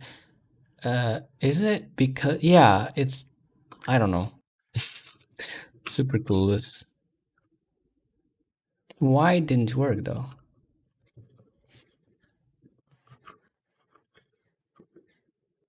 Mm, And let's go to. And what is the IP that they want?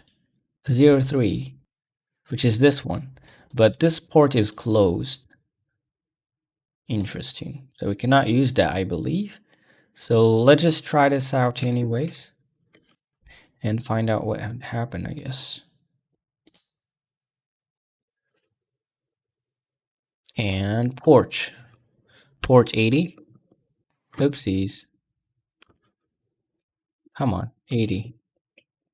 Insufficient amount of port forward targets towards the target. Yeah, it's pretty much HTTP. I have no clue how to deal with that. Though, what we could possibly do is to use some social engineering. But hold on. What information do we have? We don't really have any information.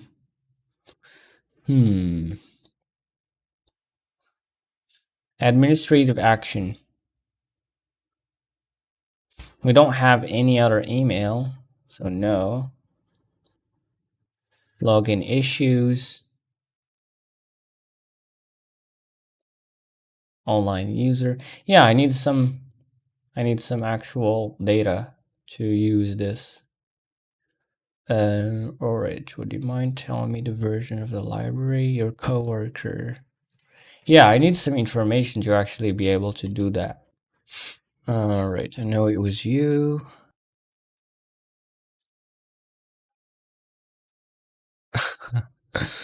This may interest you.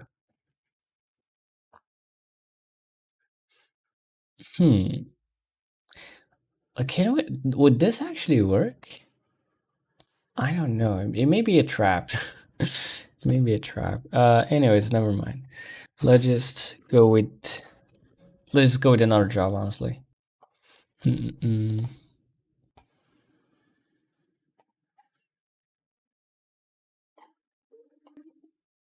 Police record. Get remote file.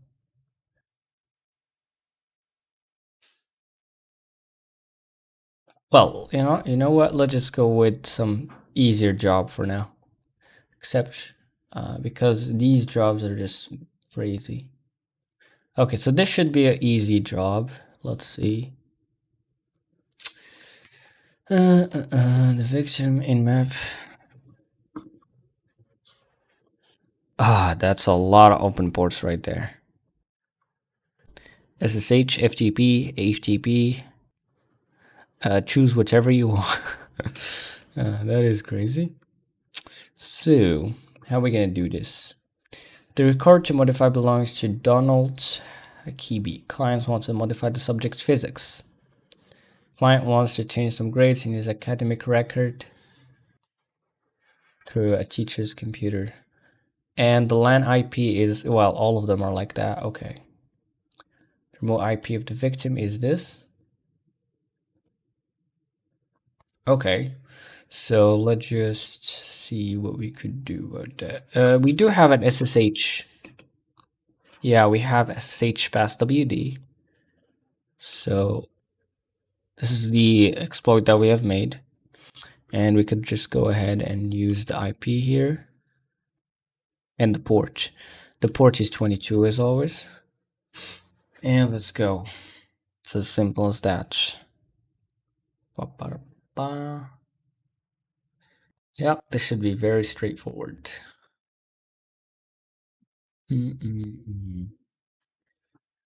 Let's see the manual, if there's anything interesting here.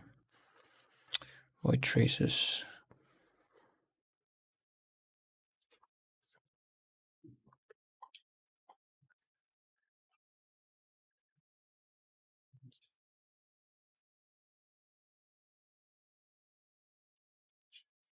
P-file and P-shell. Okay, we have access to some methods. They're normal variants. Yeah, karma and reputation.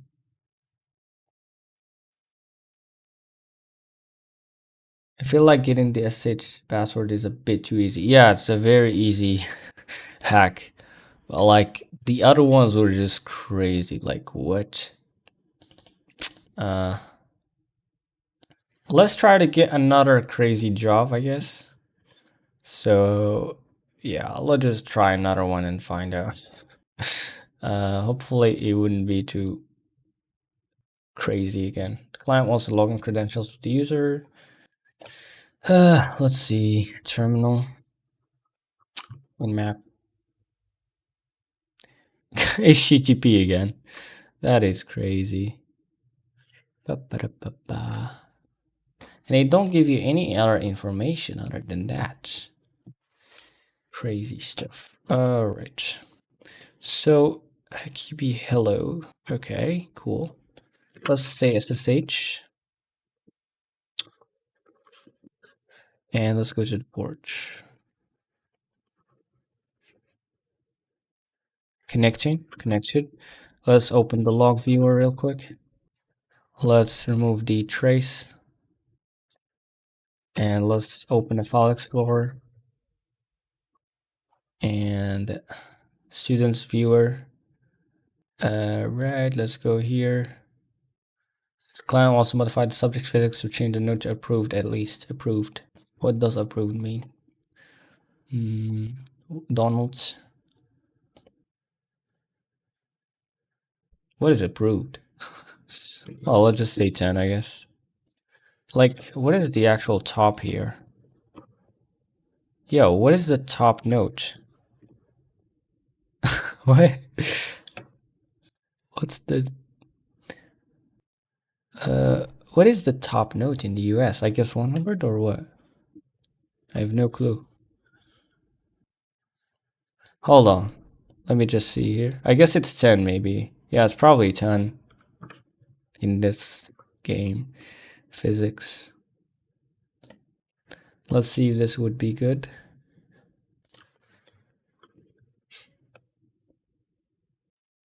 Great. That's it. Mm-hmm. And what up now? Watch config. Do some bank and mail stuff. Right. Oh well. I guess let's put this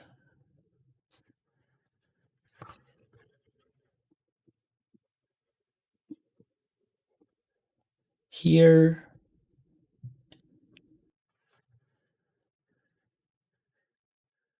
Let's open another terminal real quick.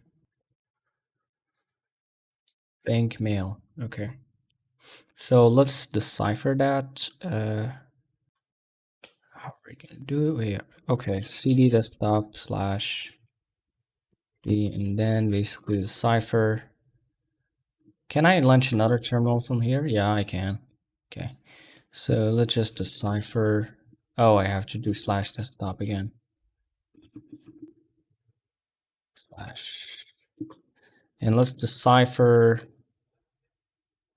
bank.txt. And let's decipher mail.txt. I could probably develop a script to automate this, but yeah.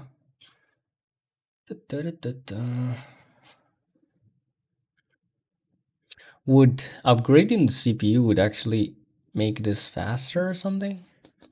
No clue. There's nothing on hardware here. Okay, websites and services.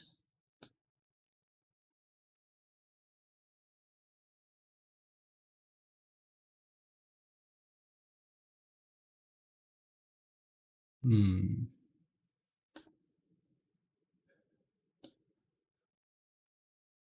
Mm-mm-mm.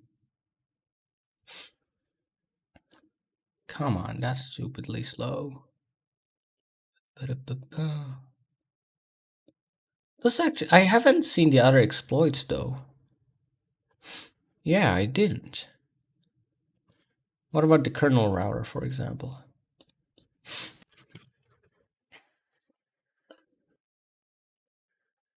Get access to a shell, remote use. What? Mm-hmm. What else? There is SQL, SMTP, chat, CAM, R shell, repository, blockchain, apt client, metaexploit, crypto. Oh, so by having metaexploit library as a hacker in this game, you also uh, other players could hack you. That's crazy. Blockchain, router, crypto, kernel module.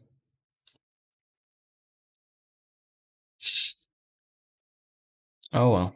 Where's the tools though? Scan router, scan lib. Oh, hold on. Can analyze the library to search for vulnerabilities. Hold on a second. Let's buy this. Let's buy this. I guess this is gonna be fun. Let's see that one. Sniffer. Hub, not a switch. Okay, our shell interface, our crypto, blah blah. Okay, so this is very interesting. I think this is the way you actually find vulnerabilities in the libraries. If that's the case, then I was wasting money for no reason. Let's see, scan lib. And yeah, let's try some library. What libraries we have though? We have init so kernel module blah blah net so crypto. Let's actually download the HTTP library. Let's see, where do you download it though? HTTP library. Yeah, where do you download that? Let's go to the shop, maybe? Maybe if I install an HTTP server, it would do so. Hello, Cat. How is it going? Welcome to the live stream. HTTP servers. Let's try to install HTTP server, and maybe that would actually go ahead and install the library for me. Maybe. Let's see. Bin. Let's see if this would work.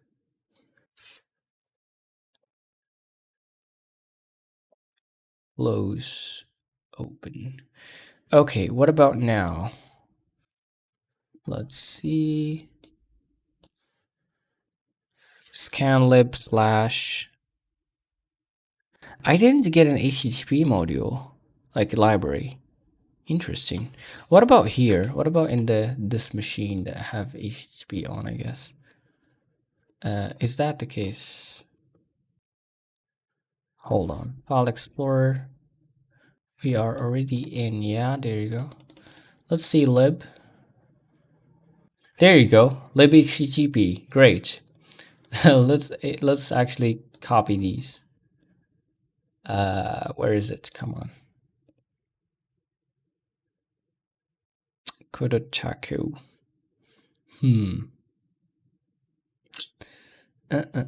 Desktop. Yeah, let's just copy these to the desktop. libssh, libsql, libhttp, libftp, apt client. I think I already have that. Yeah, probably. Anyway, so that's, I think these are the ones that I don't have. So now let's actually try to find some exploits there. What if we right now did this? What if we scanlib, right? And then, what is, let's say, for example, HTTP. Oh, let's go to the desk. Yeah, we're already in desktop. So what?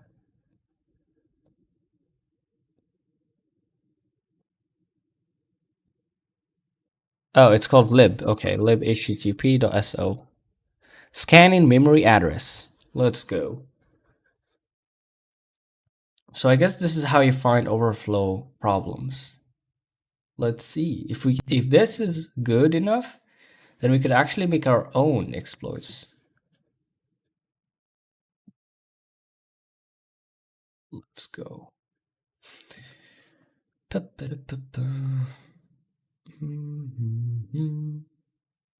This is gonna take years. Can we do more? CD.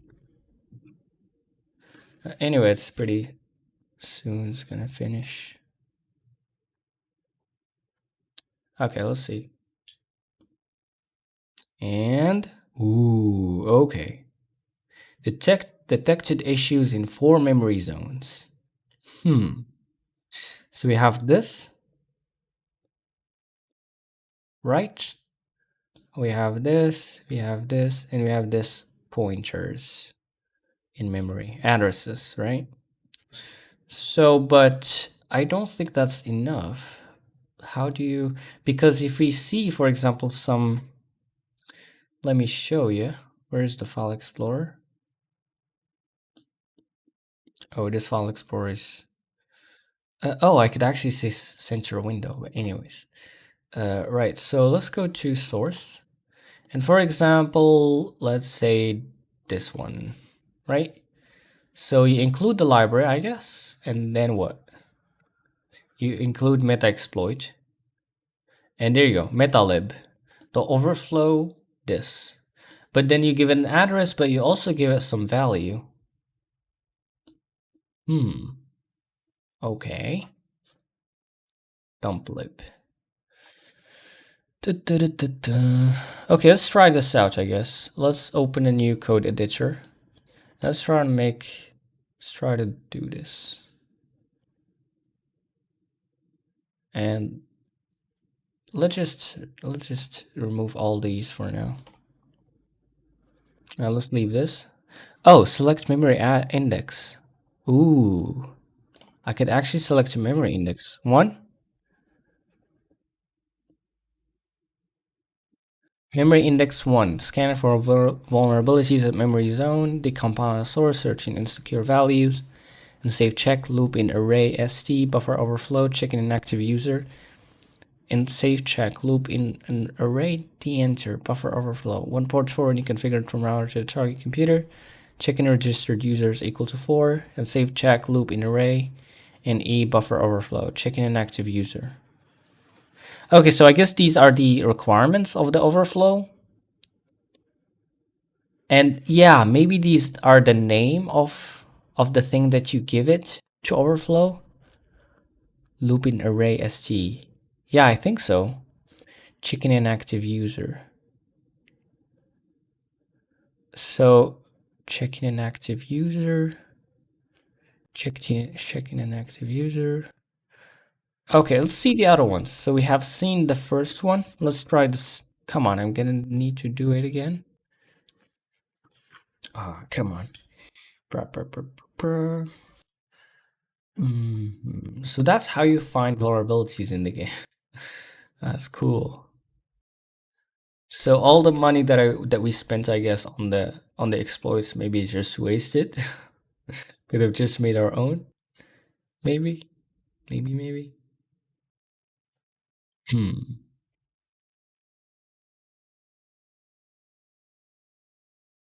Okay. Is the stream fine? Live stream. So excellent connection, great. No dropped frames, nice. Okay. Select memory index. So we have checked the first one. Let's check the second one now. And select memory. Loop in array, match length buffer overflow, checking root active user, checking registered, 2 port forwarding configured, 3 port forwarding. Port forwarding is broken, as we've seen before. For some reason, I'm not sure if it's a bug in the game. Okay, let's see, scanning memory address. Do you guys want me to do multiplayer in GreyHack? To see me absolutely destroy? Let's see. Yes, do multiplayer. Like, bruh, that's gonna be crazy. I have no clue where to even start with that multiplayer. That would be interesting, though. That would be interesting. Yeah. But we could try it. Yeah. Could try it. 92%. But let's check first how we can find the vulnerabilities. Detected 4 issues. So I've checked memory index 2. Let's check 3. So, okay, using string copy in this buffer overflow. Using namespace, hold on, and save check first. String copy in s forward.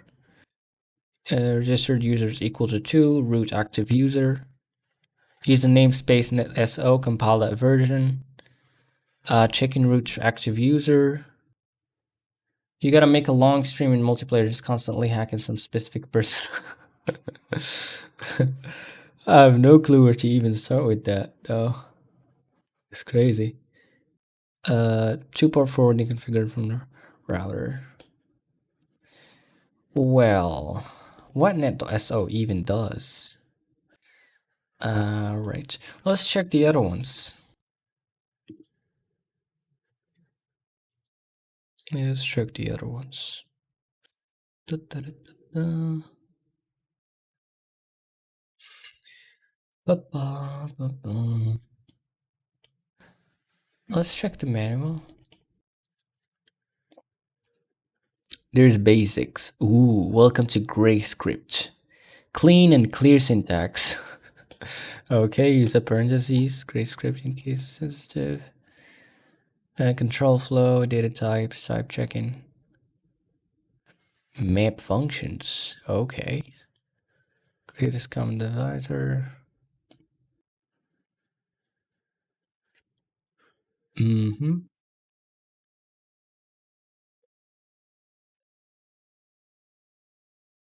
Interesting stuff. Do interesting things. Well, I've given short example GreyScript.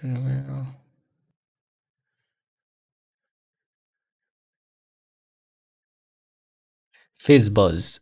The yeah, fizz buzz for I in range. Filter.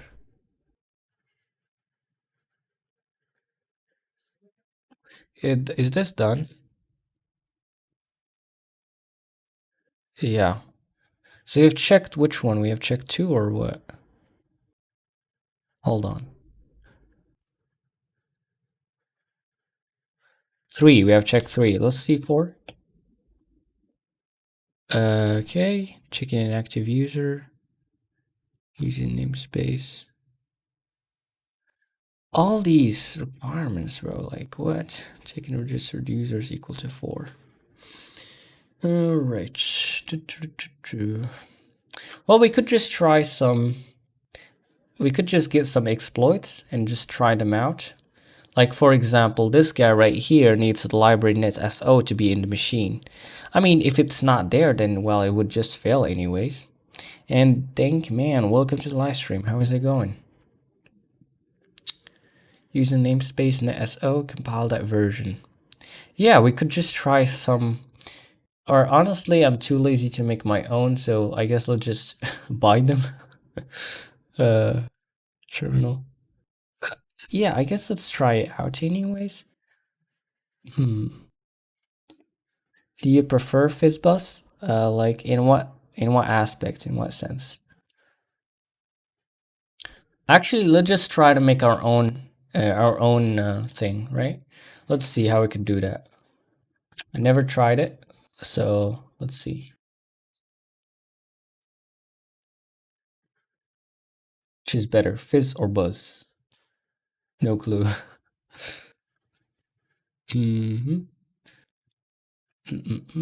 Code editor. Let's go with that. And let's see what we got. So first of all, we need meta exploit library. Cool. Alright, then include lib. If not session, then exit, blah blah. Dump lib. Okay, so we need the net session. Can you make FizzBuzz for me? For me, programmer? I mean, we can. In what language? Dump lib. Meta sold. Dump lib. Actually, hold on, what I'm doing. We need the net session first, actually. And the net session first. And crab language. Oh, Rust. Hold on. And we need params. Param 0 and param 1. Okay. So instead of address, I'm just going to go with param 0 and params 1. Great. Now I got metalib, whatever that is. And now what we could do. Metalib overflow. And let's try one of these things that we have got.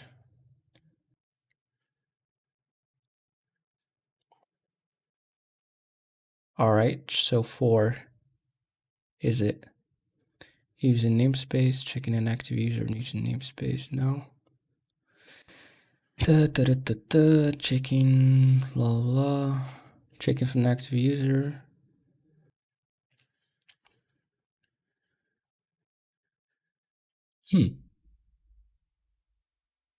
Where is that one? There you go. Okay, this one. So I guess, I don't know how this exactly works, but if I'm right, then it's probably do it like this. So first of all, we got here, this is memory index 3. Right? Yes. So let's go, come on, what I've done. Copy. Sorry, index 3. So we're gonna copy this address here. And if I'm right, then I gotta copy this name here. And then If not resolved, then exit program ended. And then it should be good to go. All right, so the problem is what that would give us. Buffer overflow, string copy. But yeah, what access would that give us? Yeah, let's see the type of it. Yeah, I remember that. Yeah, let's check the type of this.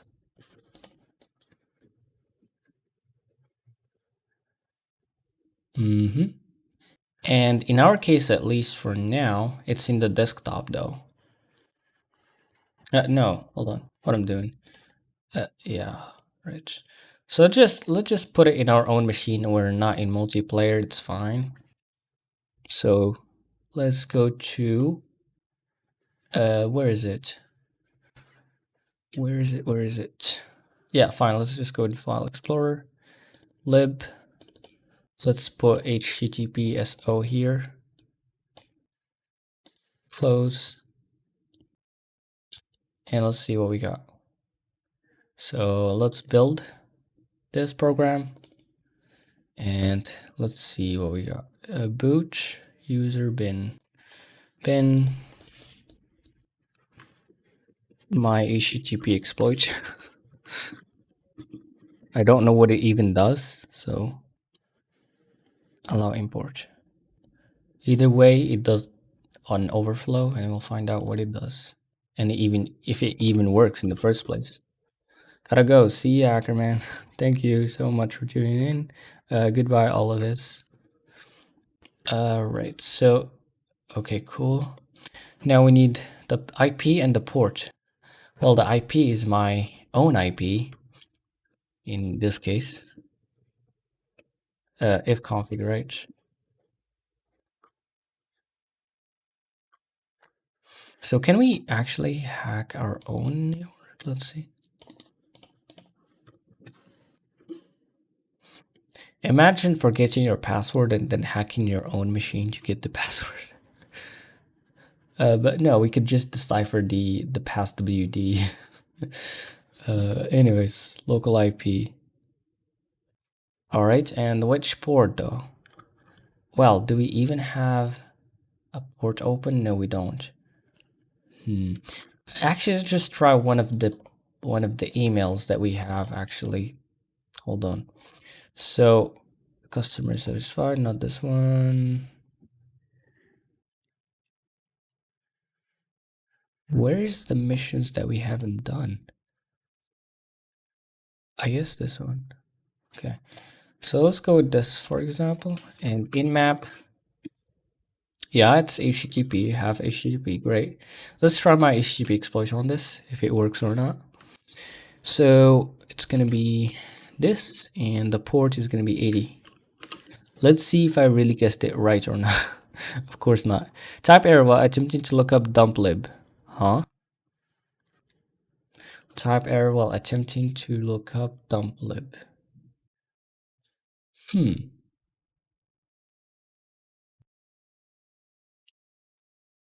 Why? Let's find out. Or maybe because that library isn't in that target machine. Let's try with some other email. So we have tried with this one. And yeah, let's try this one, for example.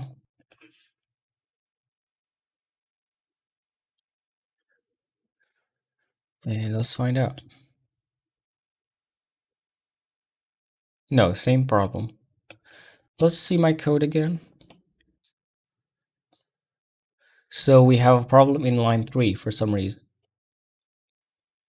Net session.dumplib.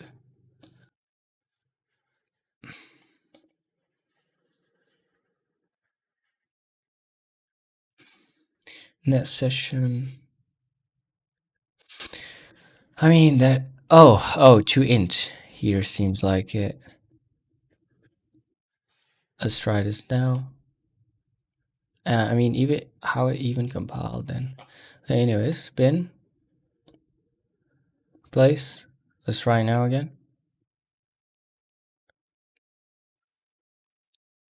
Oh, what? Passwords must be alphanumeric. executing payload, search required library net.so found, starting attack success, executing payload, can change password for user Gagger. Passwords must be alphanumeric. How do you give a password? I don't know. Let's try the other one. Well, at least we got the user. But hold on. Can change password for user. But like, how do I give it the user?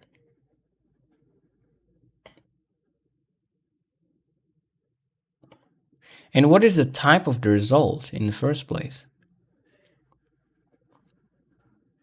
It should have told me here. It's a number. Huh. It's a number. Number of what?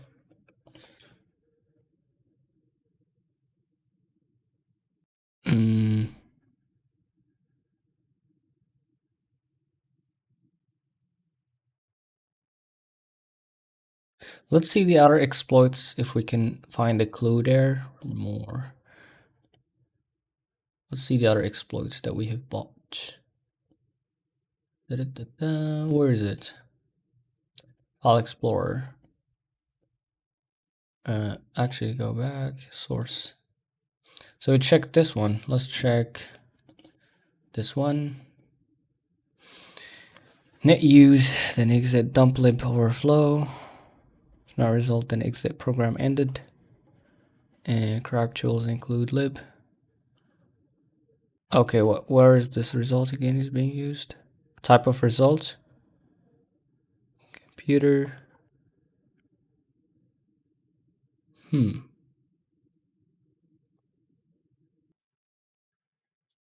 No, this seems useless. Isn't this the one that we have just checked right now? Yes. What about this one? .2int, okay. If not in the session, blah blah blah. Metalib, dump lib. Ooh, okay, hold on a second. Enter new path. Okay. Well, this is interesting. But what is that does? Hold on. Manual. So right now I'm just checking the examples and just trying to do the same. Puts the program on hold to receive the user input, which will be processed as a string. If the password mode is activated, the input text will be hidden with asterisk. If any key argument is true, the entered character will be captured without pressing enter. Prompt message, password mode, any key. Okay. Let's just do this and find out if it would work or not. I would guess it would, but let's see.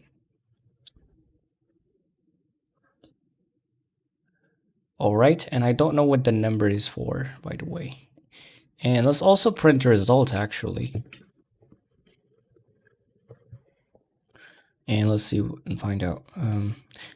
Could it be the hash? I don't think, but let's see. Anyways, save, place. Let's try again. Enter a new password. ABC123. Huh. Can't change password for user. Passwords must be alphanumeric. Well, I don't get it.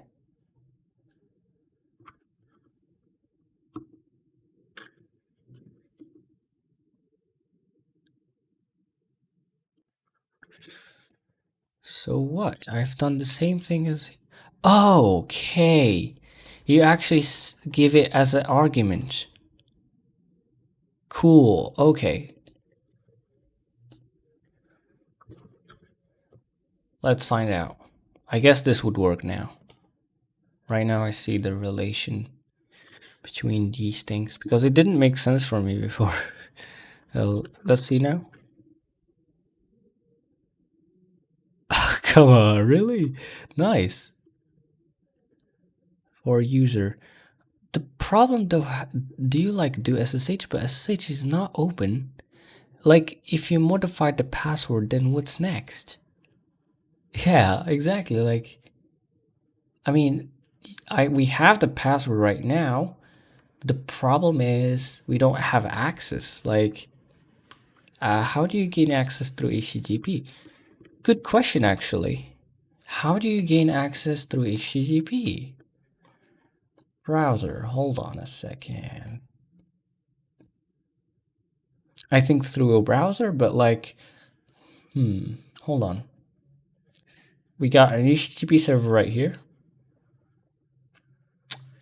Yeah, that's all we got. So yeah, you need SSH or you need to be in the machine. So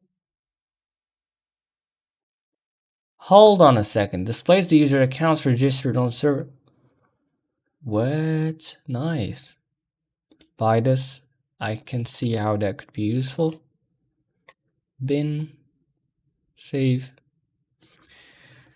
Installing HTTP server in the machine to host web pages. FTP server. Chat server. Repository. Okay. Like, yeah, I mean, we have changed the password there, but at least we got the name of the user. Although, yeah, we have the password now, but we also got the username. So you know what we could do? We could say who is who is 14 or whatever that is.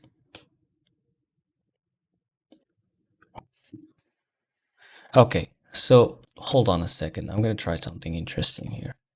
Create new mail. Let's go to login issues. I am, but though they would give me the password again. I don't need the password. I'm the administrator. There was a problem with the login servers. Well, I only have the name of the worker. Yeah, I only have the name of the worker. Okay.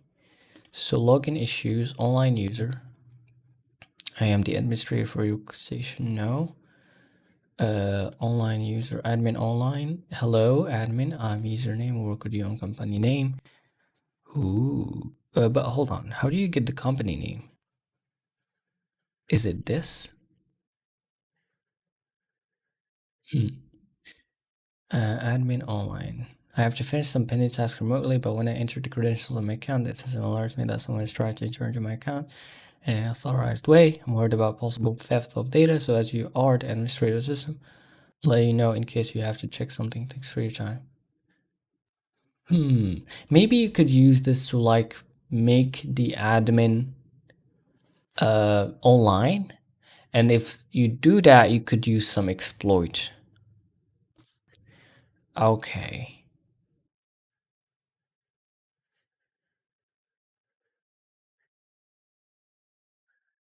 I think this is the one to also increase your reputation, like your karma, I guess, in the game. So you can be like a white hat hacker maybe for this one.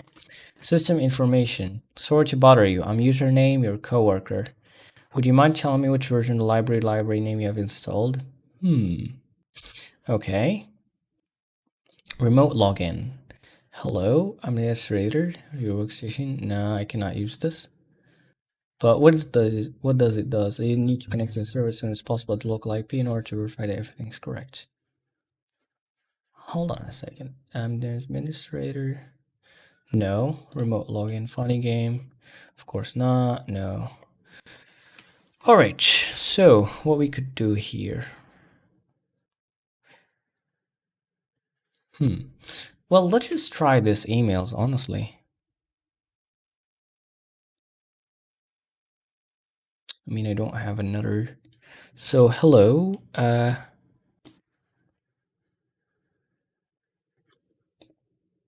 username. Well, we got it from our exploit. I work with you at company name. Hold on, is this the name of the account or the name? I don't know if they work both ways, like the account and the name, the actual name. I work with you at company name. I don't know what that would be, but I would guess Edera. And I just found that no, no, no, no, no. This is not what I want. It doesn't do anything interesting here.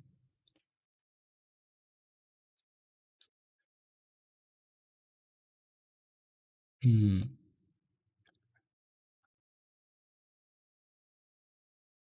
Actually, this one, yeah. But no, this would actually make the admin. Yeah, let me check again the cheats that we have, like the exploits that we have. And let's go with libhttp. And because there is some requirements that right now I think I could fulfill, because I didn't knew any user logged in the computer. Interesting. But the thing is, this would only give me a new password, but how would I actually gain access? No, that's not what I need. To add the cipher program installed on the computer. One port forwarding and minimum number of 4 users registered in the computer. No. Any user logged in the computer, take advantage.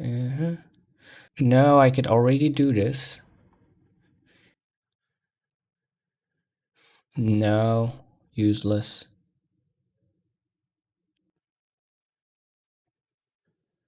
Print the cont. Oh, okay, hold on. But this is 2 port forwarding. I don't know if that's the case. 3 port forwarding, no. Bruh, come on. Scale, root log, user logged into the computer. Minimum number of 2 users registered in the computer. I don't know if the admin would have a user account, but it would be just the root. Take advantage of vulnerability in the HTTP service to inject a new password to registered user. Get access to a shell. No. Bro, these requirements are crazy.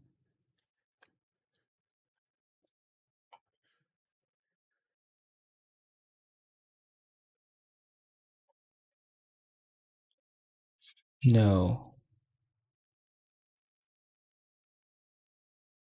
Bruh. Like, what? Minimum number of 4 users registered in the computer. Okay. Well. We basically need remote access to a shell. Remote use, right? But these, like, requirements are crazy.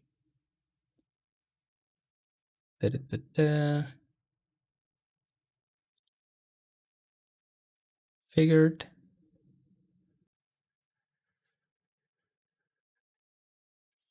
Yeah, no, bruh. Is there anything else that we could do?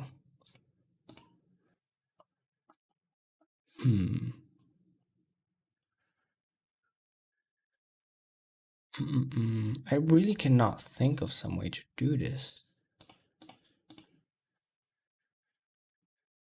Hold on a second. When you run the exploit, does it give you like a random user every time, or does it give you a random user but the same user every time?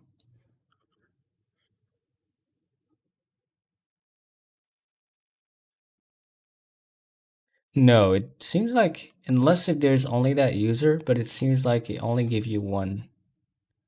Hold on. Okay, so right now it actually gave me another user, Gagger. Okay, Gagger again. Okay, another user right now. 3 users until now.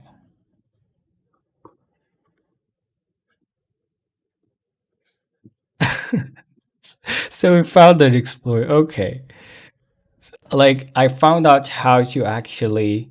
So I have an exploit that could basically register, like, change the password of a random user in the computer.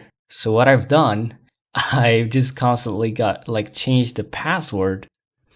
That is crazy. Change the password like a lot of times just to find out what is, like, every time it gives me a random user so I could see how much user there is. And until now we have found this guy, 1, 2 users, 3. 3 users. 1, 2, and hold on. 1, 2, and 3. Yep, until now we got 3 users registered. Let's just try again anyways. Yeah, I think there's probably only 3 users so far. Yeah, pretty much probably. Yeah, 3 users. So right now we have got to know one requirement. So let's go back right now to the exploits, right? HTTP 1.0 because we got one requirement right now. So get access to a remote shell. 2-port forwarding, no. End user 3-port, no. Minimum number 4 users. We only have 3 users, so no. Right? This is the one? Yeah. We only have 3. And let's see if we can find some other exploit that would basically make a new user. Dependencies, minimum number 4 users. But yeah, is there another exploit that could actually make a new user?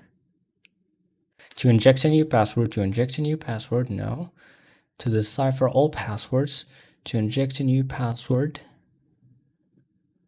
get access to a shell, press the contents of the file. And by the way, we could actually even use this remote thing to get maybe to get all the passwords, so we're gonna know directly how much users there is. Okay, let's try the other ones. So we have other targets. So we got this one. This is the one that we have tried, I think. No, it's not the one. Yeah, I think this didn't work, or what exactly? Actually, let's just see. And let's do this. Control-Shift-V. Estroic. Okay. All right. This is the second user.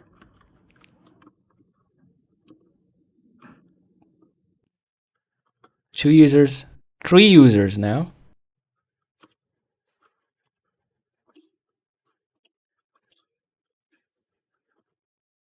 Three users so far. Oopsies. Yeah, seems like there's only 3 users in this one too. Not 4. Yeah, only 3 users in this one too. Come on. Let's try this one.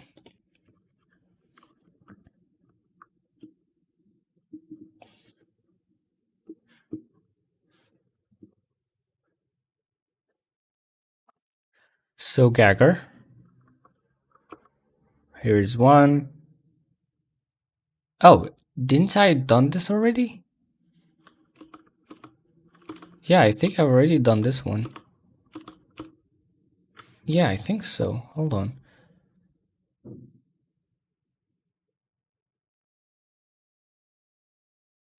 Weird. Okay, let's just try another one. What about this? Does it have 4 users?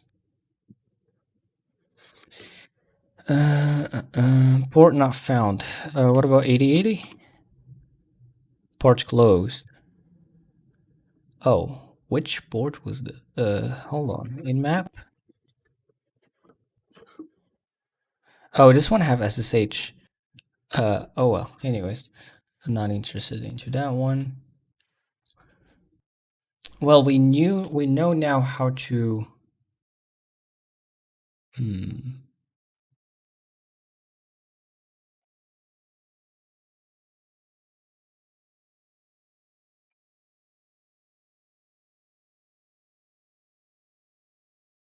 It is necessary to have this happen. We need the remote to use remote shell. Da, da, da, da. But hold on, we have already got some exploits, other exploits. And actually right now we could guarantee that we have at least 3 users. We actually have another exploit, hold on. We have found them ourselves. There you go. Okay, hold on. Checking an active user. We could actually fulfill this by chatting with the admin and sending him an email so he would be inactive. So we could actually do this. But what it's going to give us, no clue.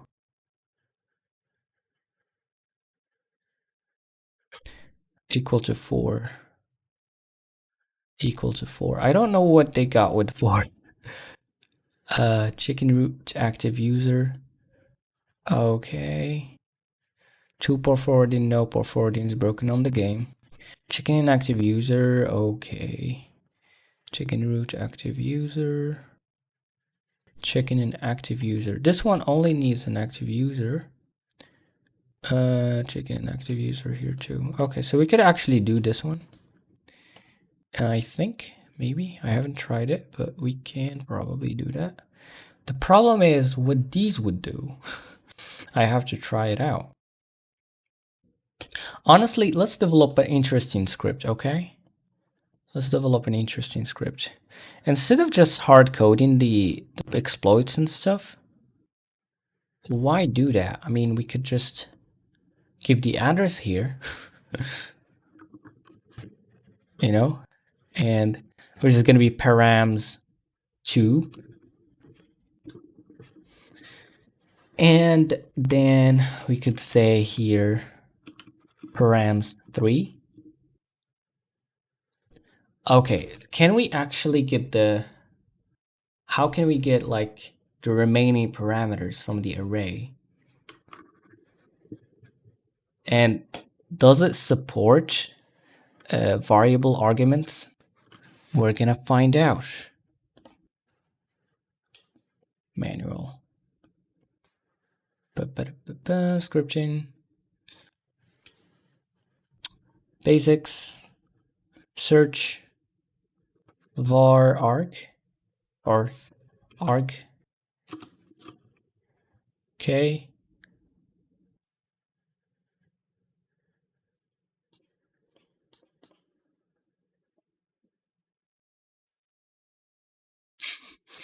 No, let's say argument maybe. Or params actually. Let's say params. No, there's no params there. Okay, what about slice?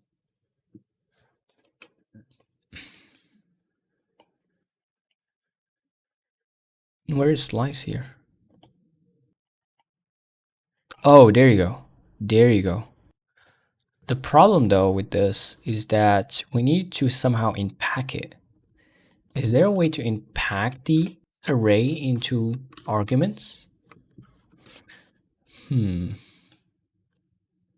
Let's see.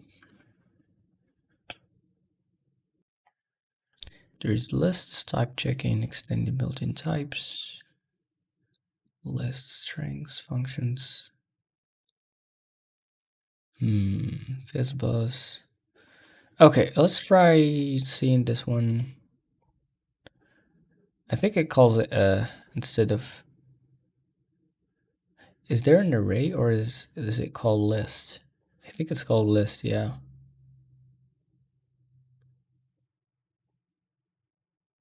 Yeah, slice, but we need to unpack that into arguments if possible. If it's not possible, then we cannot do this.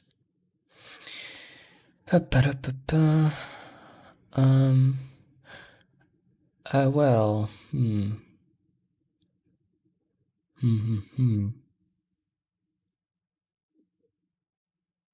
Yeah, it doesn't seem like you can. Okay, let's check out the function stuff too.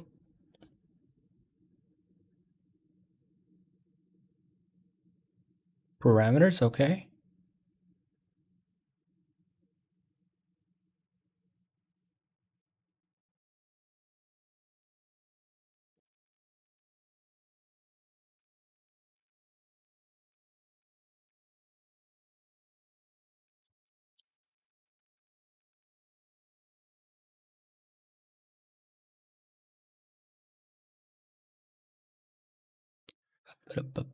Make a copy. Okay. Hold on a second.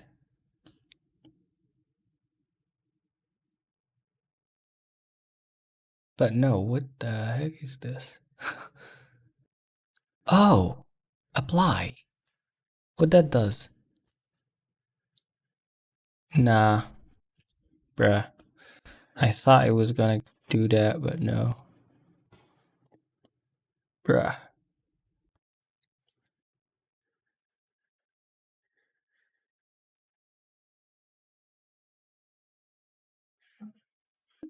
No, no, no. This is kind of stupid, I think, at least from what I understand, is that basically in GreyScript, it seems like when you call, like when you say a function without parentheses, it just calls the function with no parameters. So since that happens, then it's a problem because you cannot treat functions, I guess, as first-class citizens. Because when you say triple, for example, here, instead of getting a function reference, I guess you call the function with no parameters. So I guess to fix the problem they have introduced, they added this operator, which I guess you could use to do that now. At least that's what I understood. I may be wrong. I think that's what I understood from what they have done here. Like from just skimming through this. Function item adder.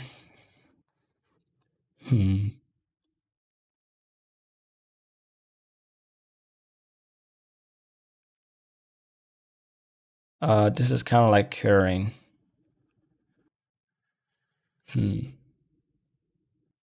Print make list. Yeah, I wonder how we do that. Classes and objects. Yeah, it just doesn't say so.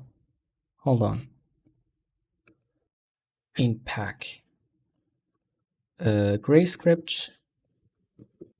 In pack arguments. In pack array into arguments. No, not JavaScript. Bruh. What about? Nope. Greyhack. Okay, what about Greyhack? Nah. Yeah, it just doesn't seem to be possible. Okay, fine. What we could do then, what we could do is basically, if actually we could just like, would it actually?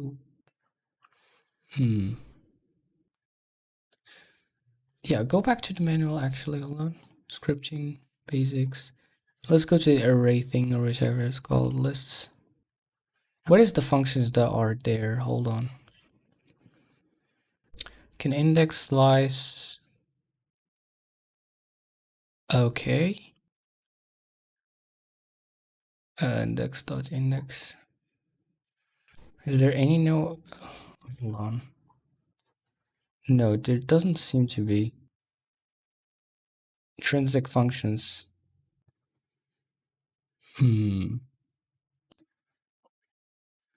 Has index. Okay. Indices, push, remove. Replace, shuffle, sum. Print, wait. Index of. Okay, so you say has index, I think.